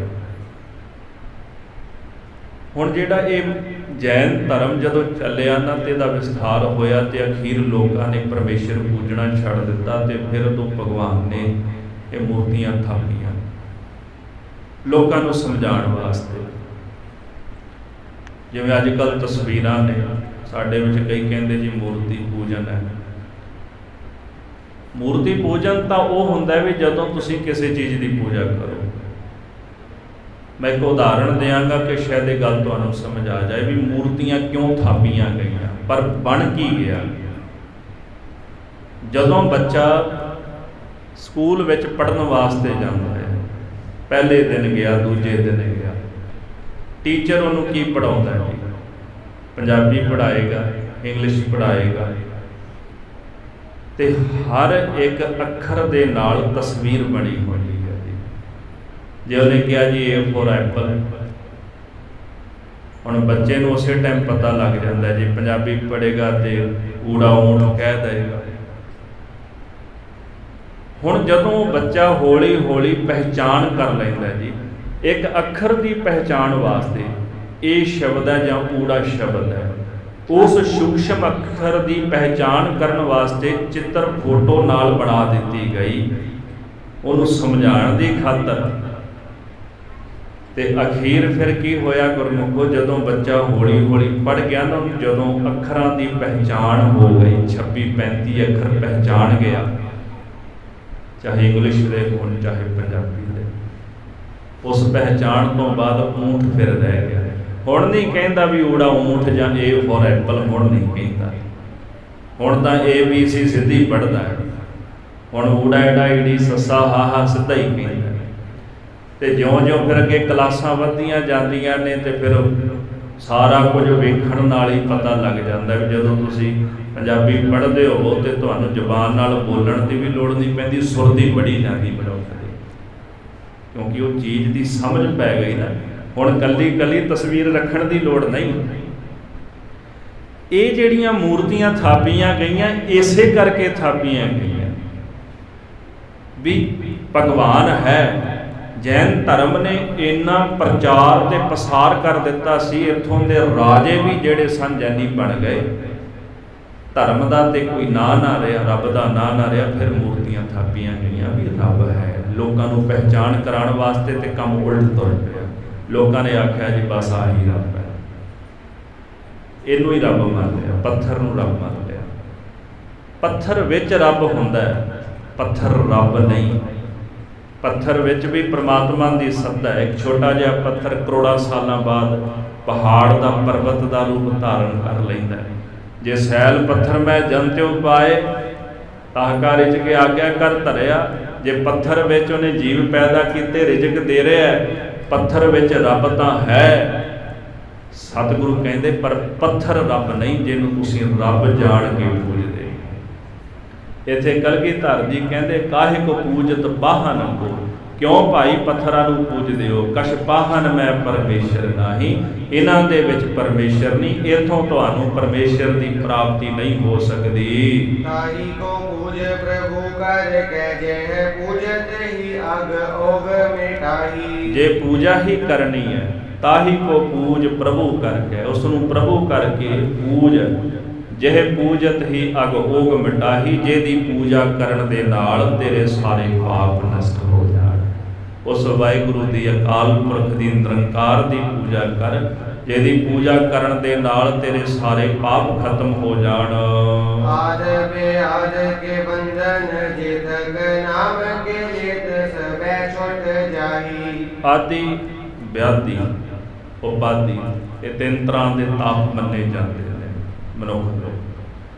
ਫਿਰ ਮਨੁੱਖ ਦੇ ਜੀਵਨ ਵਿੱਚ ਜਿਤਨੇ ਵੀ ਬੰਧਨ ਨੇ, ਨਾਮ ਕੇ ਲੇਤ ਸਭੈ ਛੁਟ ਜਾਹੀ, ਪਰਮੇਸ਼ਰ ਦਾ ਨਾਮ ਲੈਣ ਦੇ ਨਾਲ ਸਾਰੇ ਬੰਧਨ ਟੁੱਟ ਜਾਂਦੇ ਨੇ, ਸਾਰੇ ਦੁੱਖਾਂ ਦਾ ਨਾਸ਼ ਹੋ ਜਾਂਦਾ ਹੈ। ਸਤਿਗੁਰਾਂ ਦਾ ਬਚਨ ਰੋਜ਼ ਪੜ੍ਹਦੇ ਹਾਂ ਜੀ, ਸਿਮਰੋ ਸਿਮਰ ਸਿਮਰ ਸੁਖ ਪਾਵੋ, ਕਲ ਕਲੇਸ਼ ਤਨ ਮਾਹੇ ਮਿਟਾਵੋ। ਪਰਮੇਸ਼ਰ ਦਾ ਨਾਮ ਸਿਮਰੋ, ਜਿਉਂ-ਜਿਉਂ ਸਿਮਰੋਗੇ ਤਿਉਂ-ਤਿਉਂ ਸੁੱਖਾਂ ਦੀ ਪ੍ਰਾਪਤੀ ਹੋਵੇਗੀ, ਕਿਉਂਕਿ ਬੀਜ ਚੰਗਾ ਬੀਜ ਰਹੇ ਹਨ। ਅੱਜ ਜੀਵਨ ਵਿੱਚ ਕੀ ਚੱਲ ਰਿਹਾ, ਸੁਖੀਆਂ ਦੁਖੀਆਂ, ਇਹ ਸਾਡੇ ਕਰਮਾਂ ਦਾ ਫਲ ਹੈ। ਪਰ ਅੱਗੇ ਵਾਸਤੇ ਤਾਂ ਚੰਗਾ ਬੀਜ ਲਈਏ ਨਾ। ਜੇ ਅਗਲਾ ਜੀਵਨ ਧਾਰਨ ਕਰਨਾ ਹੈ, ਅਗਲੇ ਜੀਵਨ ਵਿੱਚ ਵਿਚਰਨਾ, ਉਹਦੇ ਵਾਸਤੇ ਤਾਂ ਚੰਗਾ ਬੀਜ ਆਪਾਂ ਬੀਜੀਏ ਨਾ। ਤੇ ਜੇ ਅਸੀਂ ਬੀਜ ਹੀ ਚੰਗਾ ਨਹੀਂ ਬੀਜਾਂਗੇ ਤੇ ਸੁੱਖ ਸਾਨੂੰ ਕਿੱਥੋਂ ਪ੍ਰਾਪਤ ਹੋ ਜਾਣਾ। ਜੇ ਅਸੀਂ ਇਹ ਸੋਚੀਏ ਵੀ ਅੱਜ ਮੈਂ ਵਾਹਿਗੁਰੂ ਵਾਹਿਗੁਰੂ ਕਿਹਾ ਤੇ ਕੱਲ ਮੈਨੂੰ ਸਾਰਾ ਕੁਝ ਮਿਲਦੇ, ਇੱਦਾਂ ਨਹੀਂ ਖੇਡ ਬਣਦੀ ਹੁੰਦੀ। ਮਹਾਰਾਜ ਕਹਿੰਦੇ ਵੀ ਇਹ ਤਾਂ ਕਰਮ ਖੇਤ ਹੈ। ਜੇ ਕਿਸਾਨ ਖੇਤ ਵਿੱਚ ਬੀਜ ਬੀਜਦਾ ਤੇ ਉਹਨੂੰ ਅੰਕੁਰਿਤ ਹੁੰਦਿਆਂ, ਪ੍ਰਗਟ ਹੁੰਦਿਆਂ, ਫਲ ਤਾਈਂ ਪਹੁੰਚਦਿਆਂ ਸਮਾਂ ਲੱਗਦਾ ਹੈ। ਜਿਹੜਾ ਅਸੀਂ ਅੱਜ ਚੰਗਾ ਬੀਜ ਬੀਜਾਂਗੇ ਉਹਨੂੰ ਵੀ ਅੰਕੁਰਿਤ ਹੁੰਦਿਆਂ ਸਮਾਂ ਲੱਗੇਗਾ। ਪੰਡਤ ਗੁਲਾਬ ਸਿੰਘ ਜੀ ਨਿਰਮਲੇ, ਉਹਨਾਂ ਦਾ ਗ੍ਰੰਥ ਭਾਵ ਅੰਮ੍ਰਿਤ ਸੰਪਰਦਾਵਾਂ 'ਚ ਪੜ੍ਹਾਇਆ ਜਾਂਦਾ ਹੈ। ਉਹ ਕਹਿੰਦੇ ਦੁਨੀਆ ਦੇ ਵਿੱਚ ਰੂਪ ਫਲੇ ਨਾ ਜੂਪ ਫਲੇ, ਨਾ ਰੂਪ ਫਲਦਾ ਨਾ ਜੂਆ ਫਲਦਾ ਹੈ। ਦੁਨੀਆ ਦੇ ਵਿੱਚ ਕਹਿੰਦੇ ਨਾ ਜਵਾਨੀ ਫਲਦੀ ਹੈ ਨਾ ਬੁਢੇਪਾ ਫਲਦਾ ਹੈ। ਦੁਨੀਆ ਦੇ ਵਿੱਚ ਘਰ-ਬਾਰ ਨਹੀਂ ਫਲਦਾ, ਰਾਜ ਨਹੀਂ ਫਲਦਾ। ਕਹਿੰਦੇ ਦੁਨੀਆ ਵਿੱਚ ਜੇ ਫਲਦਾ ਤੇ ਇੱਕੋ ਹੀ ਕਰਮ ਫਲਦਾ, ਉਹ ਹੈ ਜੀ ਚੰਗਾ ਕਰਮ। ਜਿਵੇਂ ਦਰਖਤ ਬਹਾਰ ਦੇ ਆਇਆਂ ਬਾਰ-ਬਾਰ ਫਲਦਾ ਨਾ, ਦਰਖਤ ਲੱਗਾ ਹੁੰਦਾ, ਪੱਤ ਝੜ ਆਉਂਦੀ ਝੜ ਜਾਂਦਾ, ਫਿਰ ਫਲ ਜਾਂਦਾ, ਫਿਰ ਪੱਤ ਝੜ ਆਉਂਦੀ ਹੈ, ਫਿਰ ਫਲ ਜਾਂਦਾ। ਦੁਨੀਆ ਦੇ ਵਿੱਚ ਕਹਿੰਦੇ ਕੋਈ ਕਰਮ ਹੈ ਨਾਮ ਜਪਣਾ ਜਿਹੜਾ ਬਾਰ-ਬਾਰ ਫਲ ਲਾਇਆ, ਇੱਕੋ ਹੀ ਕਰਮ ਹੈ। ਬਾਕੀ ਸਭ ਕੁਝ ਖਤਮ ਹੋ ਜਾਂਦਾ ਹੈ, ਕੋਈ ਚੀਜ਼ ਨਹੀਂ ਰਹਿੰਦੀ। ਆ ਬਚਪਨ ਹੈ, ਜਵਾਨੀ ਆ ਗਈ, ਹੁਣ ਬਚਪਨ ਨਹੀਂ ਨਾ ਮਿਲਣਾ, ਬਚਪਨ ਤਾਂ ਨਹੀਂ ਫਲਦਾ। ਜਵਾਨ ਤੋਂ ਬੁੱਢਾ ਹੋ ਗਿਆ, ਜਵਾਨੀ ਨਹੀਂ ਫਲਦੀ। ਮਹਾਰਾਜ ਕਹਿੰਦੇ ਬੁਢੇਪਾ ਵੀ ਨਹੀਂ ਫਲਦਾ, ਕਿਉਂਕਿ ਬੁੱਢੇ ਤੋਂ ਜਵਾਨ ਨਹੀਂ ਹੋ ਸਕਦਾ। ਅਖੀਰ ਤਾਂ ਸਰੀਰ ਜਿਹੜਾ ਮਿੱਟੀ ਦੀ ਢੇਰੀ ਬਣ ਜਾਂਦਾ ਹੈ। ਅੱਜ ਜੂਆ ਖੇਡਿਆ, ਕੱਲ ਨੂੰ ਹਾਰ ਗਿਆ, ਅੱਜ ਜਿੱਤ ਗਿਆ, ਕੱਲ ਹਾਰ ਗਿਆ। ਜੂਆ ਵੀ ਨਹੀਂ ਫਲਦਾ, ਪੈਸਾ ਵੀ ਨਹੀਂ ਫਲਦਾ, ਅੱਜ ਹੈ ਕੱਲ ਨੂੰ ਕੰਗਾਲ ਬਣਿਆ ਹੋਇਆ।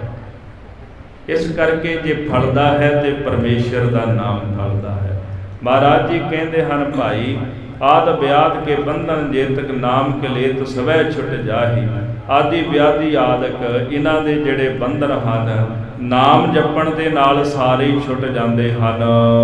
ਧਿਆਹੀ ਕੋ ਧਿਆਨ ਪ੍ਰਮਾਨ ਸਦਾ ਹਿਰਦੈ ਫੋਕਟ ਧਰਮ ਕਰੇ ਫਲ ਨਾਹੀ। ਉਸ ਅਕਾਲ ਪੁਰਖ ਵਾਹਿਗੁਰੂ ਪਰਮੇਸ਼ਰ ਦਾ ਧਿਆਨ ਸਦਾ ਆਪਣੇ ਹਿਰਦੇ ਵਿੱਚ ਧਾਰ। ਅਸੀਂ ਉਸ ਨਿਰੰਕਾਰ ਦਾ ਧਿਆਨ ਹੀ ਪ੍ਰਮਾਣਿਤ ਮੰਨਿਆ। ਇਨ ਫੋਕਟ ਧਰਮ ਕਰੇ ਫਲ ਨਾਹੀ।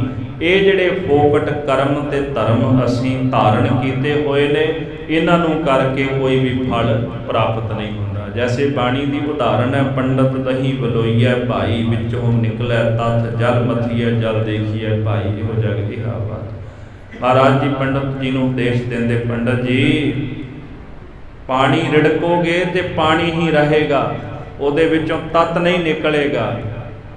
ਜੇ ਤੁਸੀਂ ਦੁੱਧ ਦਹੀਂ ਰਿੜਕੋਗੇ, ਉਹਦੇ ਵਿੱਚੋਂ ਤੱਤ ਮੱਖਣ ਦੀ ਪ੍ਰਾਪਤੀ ਹੋਵੇਗੀ। ਫੋਕਟ ਦੇ ਕਰਮ ਇਹਨਾਂ ਨੂੰ ਨਾ ਰਿੜਕੋ। ਜੇ ਰਿੜਕਣਾ ਹੈ ਜਪੋ ਤਾਂ ਇੱਕੋ ਨਾਮਾ ਅਵਰ ਨਿਰਾਫਲ ਕਾਮਾ। ਮਹਾਰਾਜ ਕਹਿੰਦੇ ਇੱਕ ਪਰਮੇਸ਼ਰ ਕਾਲ ਪੁਰਖ ਦਾ ਨਾਮ ਜਪੋ। ਹਰ ਕਾ ਬਿਲੋਵਨਾ ਬਿਲੋਵੋ ਮੇਰੇ ਭਾਈ, ਸਹਿਜ ਬਿਲੋਵੋ ਜੈਸੇ ਤਤ ਨਾ ਜਾਈ। ਜੇ ਕੁਝ ਰਿੜਕਣਾ ਹੈ ਤੇ ਪਰਮੇਸ਼ਰ ਦਾ ਨਾਮ ਰਿੜਕੋ, ਜਿਹਦੇ ਵਿੱਚੋਂ ਤਤ ਪ੍ਰਾਪਤ ਹੋ ਜਾਵੇ। ਫੋਕਟ ਧਰਮ ਪਇਓ ਫਲੇਗੀ, ਜੋ ਪੂਜ ਸਿਲਾ ਜੁਗ ਕੋਟ ਗਵਾਈ। ਪਾਤਸ਼ਾਹ ਕਹਿੰਦੇ ਜਿਹੜਾ ਫੋਕਟ ਦਾ ਧਰਮ ਹੈ ਨਾ, ਬੇਕਾਰ ਦਾ, ਜਿਹਦੇ ਵਿੱਚੋਂ ਕੁਝ ਨਹੀਂ ਮਿਲਦਾ। ਜਿਵੇਂ ਅੱਜ ਕੱਲ੍ਹ ਬੜੇ ਤੁਰੇ ਫਿਰਦੇ ਨੇ, ਨਰਕ ਧਾਰੀਏ ਨੇ। ਇੱਕ ਅੰਦਰ ਜੇਲ੍ਹ 'ਚ ਬੈਠਾ, ਪਤਾ ਨਹੀਂ ਸਰਸੇ ਵਾਲਾ ਜਿਹੜਾ, ਇਹ ਜਿਹੜੇ ਇਹਨਾਂ ਨੇ ਧਰਮ ਚਲਾਏ ਹੋਏ ਨੇ ਨਾ ਸੰਸਾਰ ਦੇ ਅੰਦਰ, ਮੈਂ ਕਹਿਣ ਤੋਂ ਗੁਰੇਜ਼ ਨਹੀਂ ਕਰਦਾ, ਇਹ ਸਭ ਫੋਕਟ ਦੇ ਨੇ। ਔਰ ਇਹਨਾਂ ਸਾਰਿਆਂ ਦਾ ਅੰਤ ਵੇਖ ਲਿਓ ਤੁਸੀਂ, ਜੇਲ੍ਹਾਂ ਵਿੱਚ ਹੀ ਹੋਣਾ। ਜਿੰਨੇ ਵੀ ਨੇ ਅੱਧੇ ਤੋਂ ਜ਼ਿਆਦਾ ਤਾਂ ਬੈਠੇ ਹੋਏ ਨੇ ਅੰਦਰ ਜੇਲ੍ਹਾਂ ਵਿੱਚ। ਜਦੋਂ ਕਰਨੇ ਹੀ ਕੁਕਰਮ ਨੇ ਤੇ ਕੁਕਰਮ ਕਰਕੇ ਫਿਰ ਫਲ ਵੀ ਤਾਂ ਉਦਾਂ ਦਾ ਹੀ ਪ੍ਰਾਪਤ ਹੋਣਾ ਹੈ। ਇਸ ਕਰਕੇ ਇਹਨਾਂ ਨੂੰ ਫੋਕਟ ਦਾ ਧਰਮ ਕਿਹਾ ਗਿਆ। ਨਾ ਗੁਰੂ ਸਾਹਿਬ ਜੀ ਨੇ ਸਨਾਤਨ ਹਿੰਦੂ ਮਤ ਨੂੰ ਫੋਕਟ ਦਾ ਧਰਮ ਕਿਹਾ, ਨਾ ਇਸਲਾਮ ਨੂੰ ਕਿਹਾ। ਹੋਰ ਇਸ ਤੋਂ ਇਲਾਵਾ ਜਗਤ ਦੇ ਅੰਦਰ 7 ਵੱਡੇ ਧਰਮ ਮੰਨੇ ਜਾਂਦੇ ਨੇ, ਧਰਮ ਨੂੰ ਫੋਕਟ ਨਹੀਂ ਕਿਹਾ ਗਿਆ। ਪਰ ਫੋਕਟ ਦੇ ਧਰਮ ਉਹ ਹਨ ਜਿਹੜੇ ਜਗਤ ਵਿੱਚ ਅੱਜ ਇਤਨੇ ਜ਼ਿਆਦਾ ਪਸਰੇ ਹੋਏ ਨੇ, ਜਿਨ੍ਹਾਂ ਨੇ ਪਰਮੇਸ਼ਰ ਦੇ ਰਾਹ ਤੇ ਉਹਦੇ ਨਾਮ ਤੋਂ ਤੋੜ ਕੇ ਆਪਣੇ ਨਾਲ ਲੋਕਾਂ ਨੂੰ ਜੋੜਦੇ ਆ। ਗੁਰੂ ਸਾਹਿਬ ਜੀ ਕਹਿੰਦੇ ਸਮਾਂ ਆਵੇਗਾ ਜਦੋਂ ਇਹੋ ਜਿਹੇ ਧਰਮ ਪੈਦਾ ਹੋਣਗੇ, ਸੂਰਜ ਵਾਂਗੂ ਚੜ੍ਹਿਆ ਕਰਨਗੇ ਤੇ ਸੂਰਜ ਵਾਂਗੂ ਡੁੱਬ ਜਾਇਆ ਕਰਨਗੇ। ਤੇ ਇਹ ਜਗਤ ਦੇ ਜਿਹੜੇ ਅੱਜ ਧਰਮ ਨੇ ਨਾ, ਇਹ ਸੂਰਜ ਵਾਂਗੂ ਚੜ੍ਹਦੇ ਤੇ ਸੂਰਜ ਵਾਂਗੂ ਡੁੱਬ ਜਾਂਦੇ ਨੇ। ਅੱਜ ਹੈ ਤੇ ਕੱਲ ਨੂੰ ਫਿਰ ਉੱਥੇ ਜਾ ਕੇ ਕਾਈ ਬੋਲਦੇ ਨਾ, ਡੇਰਿਆਂ ਵਿੱਚ ਬੋਲਦੇ ਪਏ ਨਾ ਸਰਸੇ, ਕੋਈ ਨਹੀਂ ਜਾਂਦਾ ਉੱਥੇ ਹੁਣ। ਇਸ ਕਰਕੇ ਸਾਧ ਸੰਗਤ ਜੀ, ਮਹਾਰਾਜ ਸੱਚੇ ਪਾਤਸ਼ਾਹ ਕਹਿੰਦੇ ਜਿਹੜੇ ਫੋਕਟ ਦੇ ਧਰਮ ਭਇਓ ਫਲਹੀਨ, ਇਹ ਫਲ ਤੋਂ ਹੀਣੇ ਹੋ ਗਏ। ਜੋ ਪੂਜ ਸਿਲਾ ਜੁਗ ਕੋਟ ਗਵਾਈ। ਮਹਾਰਾਜ ਜੀ ਕਹਿੰਦੇ ਨੇ ਵੀ ਸਿਲਾ ਪੱਥਰ ਨੂੰ ਪੂਜਦਿਆਂ ਜੇਕਰ ਤੂੰ ਕਰੋੜਾਂ ਯੁੱਗ ਵੀ ਬਤੀਤ ਕਰ ਲਵੇ ਨਾ, ਤੈਨੂੰ ਪੱਥਰ ਫੇਰ ਵੀ ਕੁਝ ਨਹੀਂ ਦੇਵੇਗਾ। ਸਿੱਧ ਕਾ ਹਾਸਿਲ ਕੇ ਪਰ ਸੇਵਲ ਬ੍ਰਿਧ ਕਟੀ ਨਵ ਨਿਤ ਨਾ ਪਾਈ। ਸਤਿਗੁਰੂ ਕਹਿੰਦੇ ਜਿਹੜੀ ਸਿਲ ਪੱਥਰ ਹੈ, ਉਹਨੂੰ ਪਰਸਣ ਦੇ ਨਾਲ ਸਿੱਧ ਕਹਾਂ, ਕਿੱਥੇ ਸਿੱਧੀ ਦੀ ਪ੍ਰਾਪਤੀ ਹੁੰਦੀ ਹੈ। ਤੇ ਪੱਥਰ ਨੂੰ ਕਹਿੰਦੇ ਪੂਜਦਿਆਂ ਬਲ ਬ੍ਰਿਧ ਘਟੀ। ਬਲ ਸਰੀਰ ਦੀ ਤਾਕਤ ਘਟ ਗਈ, ਸਰੀਰ ਦੇ ਵਿੱਚੋਂ ਸਮਰੱਥਾ ਨਿਕਲ ਗਈ, ਉਮਰਾਂ ਵੀ ਖਤਮ ਹੋ ਗਈ। ਸਤਿਗੁਰੂ ਕਹਿੰਦੇ ਨਵ ਨਿਧ ਨਾ ਪਾਈ, 9 ਨਿਧੀਆਂ ਨਹੀਂ ਮਿਲੀਆਂ, ਕੁਛ ਨਹੀਂ ਪ੍ਰਾਪਤ ਹੋਇਆ। ਸ਼ਬਦ ਹਜ਼ਾਰਿਆਂ ਵਿੱਚ ਕਹਿੰਦੇ ਨਾ ਪਾਤਸ਼ਾਹੀ ਦਸਵੀਂ ਅੰਦਰ ਗੁਰੂ ਗੋਬਿੰਦ ਸਿੰਘ ਸਾਹਿਬ ਜੀ ਮਹਾਰਾਜ, ਪਾਨ ਥਕਿਓ ਬਾਹਿਨ ਕਹਿ ਪਰਸਤ ਕਸ਼ ਕਰ ਸਿੱਧ ਨਾ ਆਈ। अक्षत धूप दीप अर्पत है, पाहन कछु न खै है, ता मैं कहाँ सिद्ध है रे जड़, तोहे कछु बरदे है। जा जी होत ता देत कछ तोहे, कर मन बच करम विचार। पातशाह जी कहते ने भी जेड़ा पत्थर है ना, ਉਹਨੂੰ ਪਰਸਦਿਆਂ ਪਰਸਦਿਆਂ ਹੱਥ ਥੱਕ ਗਏ, ਪ੍ਰਾਣ ਥੱਕ ਗਏ, ਪਰ ਅੱਜ ਤਾਈਂ ਪ੍ਰਾਪਤ ਕੁਝ ਨਹੀਂ ਹੋਇਆ। ਪਾਨ ਥਕਿਓ ਪਾਹਿਨ ਕਹਿ ਪਰਸ, ਕਛ ਕਰ ਸਿੱਧ ਨਾ ਆਈ। ਸਿੱਧੀ ਜਿਹੜੀ ਆ ਉਹ ਪ੍ਰਾਪਤ ਨਹੀਂ ਹੋਈ। ਧੂਪ ਵੀ ਬਾਲਦਾ, ਦੀਵਾ ਵੀ ਜਗਾਉਂਦਾ, ਜਾ ਕੇ ਚਾਵਲ ਅਛਤ, ਚਾਵਲਾਂ ਨੂੰ ਕਹਿੰਦੇ ਚਾਵਲ ਵੀ ਭੇਟ ਕਰਦਾ, ਪੂਜਾ ਵੀ ਕਰਦਾ। ਪਾਹਨ ਕਛੂ ਨਾ ਖੈ ਹੈ, ਉਹਨੇ ਕੁਝ ਖਾਧਾ? ਕੁਛ ਨਹੀਂ ਨਾ ਖਾਧਾ। ਕਬੀਰ ਸਾਹਿਬ ਜੀ ਕਹਿੰਦੇ ਪਖਾਨ ਗੱਢ ਕੇ ਮੂਰਤ ਕੀਨੀ, ਦੇ ਕੇ ਛਾਤੀ ਪਾਓ, ਜੇ ਇਹ ਮੂਰਤ ਸਾਜੀ ਹੈ ਤੋ ਗੜਨਹਾਰੇ ਖਾਓ। ਭਾਤ ਪਹਿਤ ਅਰ ਲਾਭ ਸੀ, ਕਰ ਕਰਾ ਕਾ ਸਾਰ, ਭੋਗਨ ਹਾਰੈ ਭੋਗਿਆ, ਇਸ ਮੂਰਤ ਕੈ ਮੁਖ ਛਾਰ। ਕਬੀਰ ਸਾਹਿਬ ਜੀ ਕਹਿੰਦੇ ਵੀ ਜਿਹਨੇ ਮੂਰਤ ਬਣਾਈ ਨਾ, ਉਹਨੇ ਮੂਰਤੀ ਦੀ ਛਾਤੀ ਦੇ ਵਿੱਚ ਪੈਰ ਰੱਖ ਕੇ ਉਹਨੂੰ ਘੜਿਆ, ਪੱਥਰ ਨੂੰ ਘੜ ਕੇ ਮੂਰਤ ਬਣਾਈ ਗਈ। ਇਸ ਚੀਜ਼ ਨੂੰ ਬੜੀ ਬਰੀਕੀ ਨਾਲ ਵਿਚਾਰਿਓ। ਜਿਹੜੀ ਚੀਜ਼ ਮਨੁੱਖ ਬਣਾਉਂਦਾ ਹੈ, ਇੱਕ ਇੰਜੀਨੀਅਰ ਹੈ, ਇੱਕ ਸਾਇੰਟਿਸਟ ਹੈ, ਉਹਨੇ ਕੋਈ ਕਾਢ ਕੱਢੀ ਹੈ। ਅਗਰ ਵਿਗਿਆਨਕ ਕੋਈ ਕਾਢ ਕੱਢਦਾ ਤੇ ਫਿਰ ਕਿਹੜੀ ਚੀਜ਼ ਵੱਡੀ ਹੈ ਜੀ? ਉਹਦੀ ਕਾਢ ਵੱਡੀ ਹੈ ਕਿ ਉਹ ਵੱਡਾ ਜਿਹਨੇ ਕਾਢ ਕੱਢੀ ਹੈ? ਕਾਢ ਕੱਢਣ ਵਾਲਾ ਹੀ ਵੱਡਾ ਹੋਇਆ ਨਾ। ਤੇ ਜਿਹਨੇ ਪੱਥਰ ਨੂੰ ਤਰਾਸ਼ ਕੇ ਮੂਰਤੀ ਬਣਾਈ, ਫਿਰ ਉਹ ਮੂਰਤੀ ਨੂੰ ਰੱਬ ਮੰਨ ਕੇ ਬਹਿ ਗਿਆ ਵੀ ਹੁਣ ਫਿਰ ਉਹ ਬਣਾਉਣ ਵਾਲਾ ਵੱਡਾ ਕਿ ਫਿਰ ਮੂਰਤੀ ਵੱਡੀ ਹੈ? ਫਿਰ ਮੂਰਤੀ ਵੱਡੀ ਹੈ। ਭਾਵੇਂ ਸ੍ਰੀ ਗਣੇਸ਼ ਵਿਸਰਜਨ ਲੋਕ ਕਰਦੇ ਨੇ, ਮੈਂ ਅਦਬ ਕਰਦਾ ਸਾਰਿਆਂ ਦਾ, ਹਰ ਸਾਲ ਕਰਦੇ ਨੇ ਨਾ, ਤੇ ਕਿੱਥੇ ਸੱਟਦੇ ਨੇ ਮੂਰਤੀਆਂ ਜਾ ਕੇ ਪਾਣੀ 'ਚ, ਫਿਰ ਉਸੇ ਹੀ ਮੂਰਤੀਆਂ ਦੇ ਉੱਤੇ ਬੈਠੇ ਵੀ ਹੁੰਦੇ ਨੇ। ਇੱਕ ਦਿਨ ਭਗਵਾਨ ਹੈ, ਅਗਲੇ ਦਿਨ ਉਹਦੇ ਉੱਤੇ ਵੀ ਬਹਿ ਗਏ ਜਾ ਕੇ ਆਪਾਂ। ਕਿਉਂ ਗੱਲ ਭਾਈ? ਅੱਜ ਭਗਵਾਨ ਕੋਈ ਨਹੀਂ। ਅੱਜ ਕਿੱਥੇ ਗਿਆ ਭਗਵਾਨ? ਪਹਿਲਾਂ ਭਗਵਾਨ ਮੰਨਿਆ, ਬੜੇ ਆਪਾਂ ਢੋਲ ਢਮੱਕੇ ਨਾਲ ਦੀਵੇ ਜਗਾਏ, ਧੂਫਾਂ ਬਾਲੀਆਂ, ਫੁੱਲਾਂ ਦੀ ਵਰਖਾ ਕੀਤੀ। ਮੈਂ ਵਿਰੋਧਤਾ ਨਹੀਂ ਕਰ ਰਿਹਾ, ਮੈਂ ਉਹਨਾਂ ਦੇ ਅਦਬ ਦੀ ਗੱਲ ਕਰ ਰਿਹਾ। ਪਰ ਜਦੋਂ ਜਾ ਕੇ ਇੱਕ ਵਾਰੀ ਜਲ ਵਿੱਚ ਵਿਸਰਜਨ ਕਰ ਦਿੱਤਾ, ਮੂਰਤੀ ਜਲ ਵਿੱਚ ਸੁੱਟ ਦਿੱਤੀ, ਅਗਲੇ ਦਿਨ ਉੱਥੇ ਕਰੇਨਾਂ ਲੱਗੀਆਂ ਹੁੰਦੀਆਂ, ਉਹਦੇ ਨਾਲ ਇਕੱਠਾ ਕਰਦੇ ਹੁੰਦੇ ਨੇ। ਕੀ ਗੱਲ ਭਾਈ? ਅੱਜ ਭਗਵਾਨ ਕਿੱਥੇ ਗਿਆ? ਕਦੇ ਬਰੀਕੀ ਨਾਲ ਇਹ ਚੀਜ਼ ਸੋਚਿਓ। ਮਹਾਰਾਜ ਸਤਿਗੁਰੂ ਜੀ ਕਹਿੰਦੇ ਨੇ ਵੀ ਉਹ ਤਾਂ ਚੀਜ਼ ਅਸੀਂ ਤਰਾਸ਼ੀ ਹੋਈ ਹੈ। ਜਿਹੜੀ ਤਰਾਸ਼ੀ ਹੋਈ ਚੀਜ਼ ਭਗਵਾਨ ਨਹੀਂ। ਜਿਸ ਨੇ ਸਾਰਾ ਸੰਸਾਰ ਤਰਾਸ਼ਿਆ, ਉਹ ਸਭ ਤੋਂ ਵੱਡਾ ਭਗਵਾਨ ਹੈ। ਜੇ ਪੂਜਣਾ ਤੇ ਉਸੇ ਨੂੰ ਪੂਜੋ। ਕਬੀਰ ਸਾਹਿਬ ਜੀ ਕਹਿੰਦੇ ਜਿਹਨੇ ਮੂਰਤ ਨੂੰ ਘੜਿਆ ਨਾ, ਉਹਨੇ ਮੂਰਤ ਦੀ ਛਾਤੀ ਤੇ ਪੈਰ ਰੱਖ ਕੇ ਉਹਨੂੰ ਚੰਗੀ ਤਰ੍ਹਾਂ ਰੂਪ ਦਿੱਤਾ, ਉਹਨੂੰ ਸ਼ਿੰਗਾਰਿਆ। ਕਹਿੰਦੇ ਜੇ ਮੂਰਤ ਸੱਚੀ ਹੁੰਦੀ ਨਾ, ਤੇ ਜਿਸ ਨੇ ਮੂਰਤ ਘੜੀ ਆ ਉਹਨੂੰ ਖਾ ਜਾਂਦੀ। ਜੇ ਮੂਰਤ ਸਾਚੀ ਹੈ ਤਾਂ ਗੜਨਹਾਰੇ ਖਾਓ। ਕਹਿੰਦੇ ਜੀ ਫਿਰ ਭਾਤ ਪਹਿਤ ਅਰ ਲਾਭ ਸੀ, ਕਰ ਕਰਾ ਕਾ ਸਾਰ। ਜਿਹੜਾ ਪ੍ਰੇਮੀ ਸੀ ਨਾ, ਤੇ ਉਹਨੇ ਕੜਾਹ ਬਣਾਇਆ, ਚਾਵਲ ਬਣਾਏ, ਦਾਲ ਬਣਾਈ, ਇਕੱਠਾ ਕਰਕੇ ਲੈ ਗਿਆ। ਤੇ ਜਿਹੜੇ ਪੁਜਾਰੀ ਜੀ ਸਨ, ਉਹਨਾਂ ਨੇ ਥੋੜ੍ਹਾ ਜਿਹਾ ਕੜਾਹ ਮੂੰਹ ਨੂੰ ਲਾ ਦਿੱਤਾ ਮੂਰਤ ਦੇ, ਥੋੜ੍ਹੇ ਜਿਹੇ ਚਾਵਲ ਲਾ ਦਿੱਤੇ, ਤੇ ਬਾਕੀ ਇਕੱਠਾ ਕੀਤਾ ਸਮਾਨ।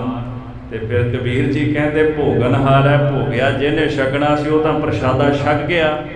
ਇਸ ਮੂਰਤ ਕੈ ਮੁਖ ਛਾਰ, ਜਿਹੜੀ ਮੂਰਤੀ ਸੀ ਉਹਦੇ ਮੂੰਹ 'ਚ ਕੀ ਪਿਆ? ਕਹਿੰਦੇ ਛਾਰੀ ਪਈ, ਉਹਨੂੰ ਤਾਂ ਨਾ ਕੁਝ ਮਿਲਿਆ।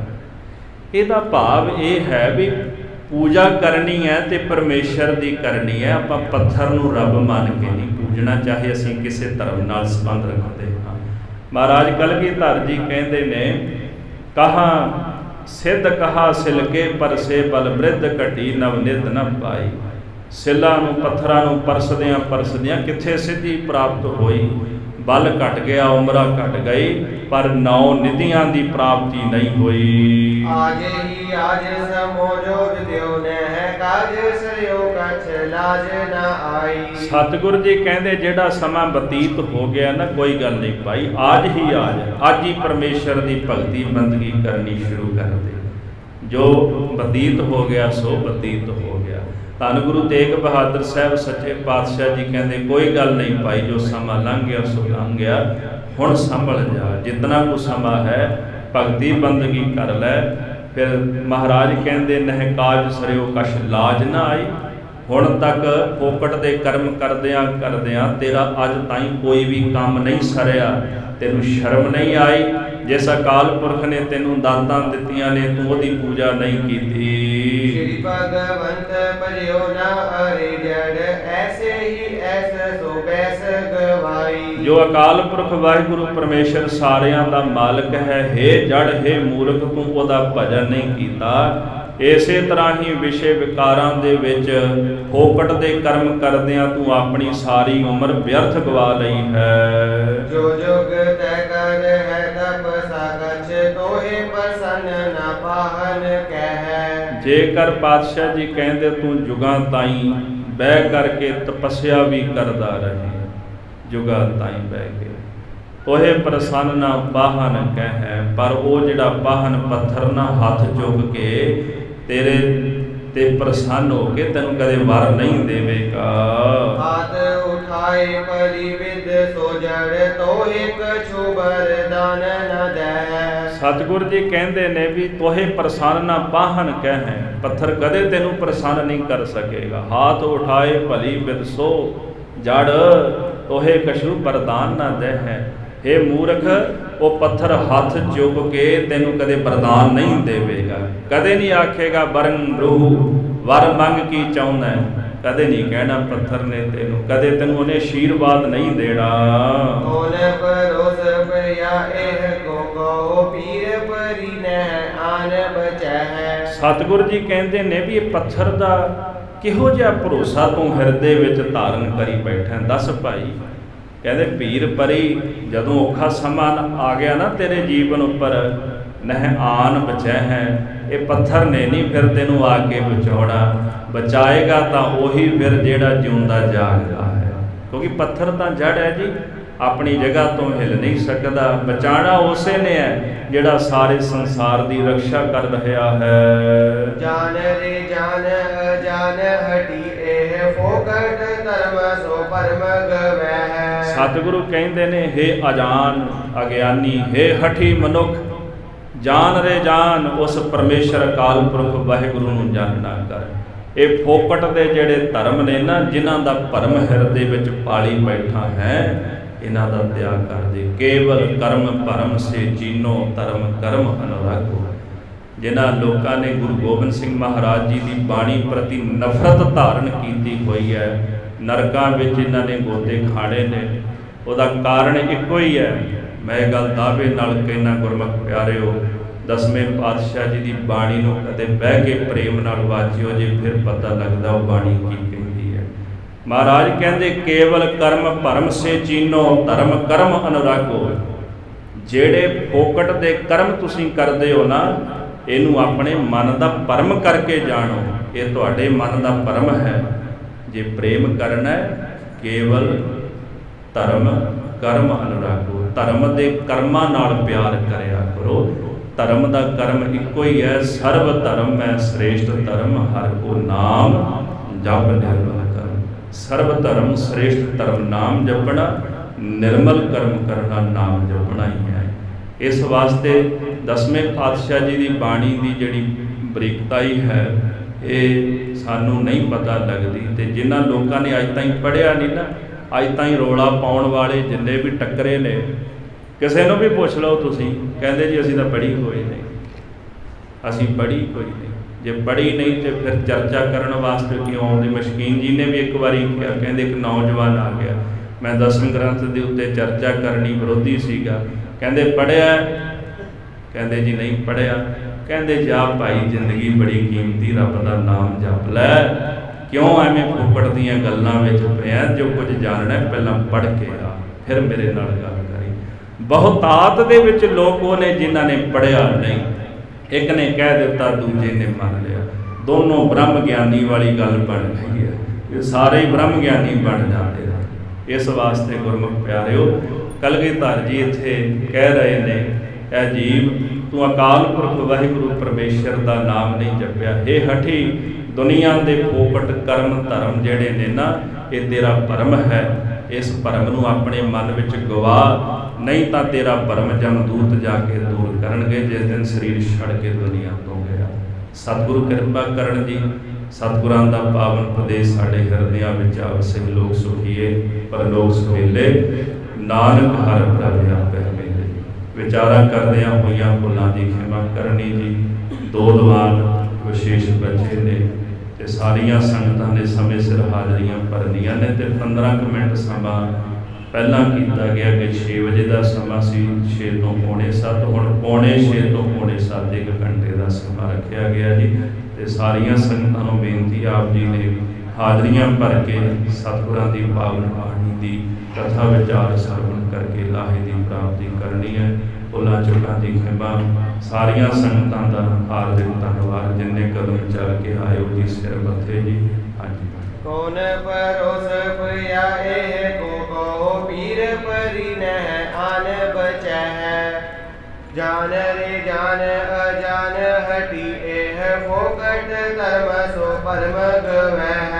ਵਾਹਿਗੁਰੂ ਜੀ ਕਾ ਖਾਲਸਾ, ਵਾਹਿਗੁਰੂ ਜੀ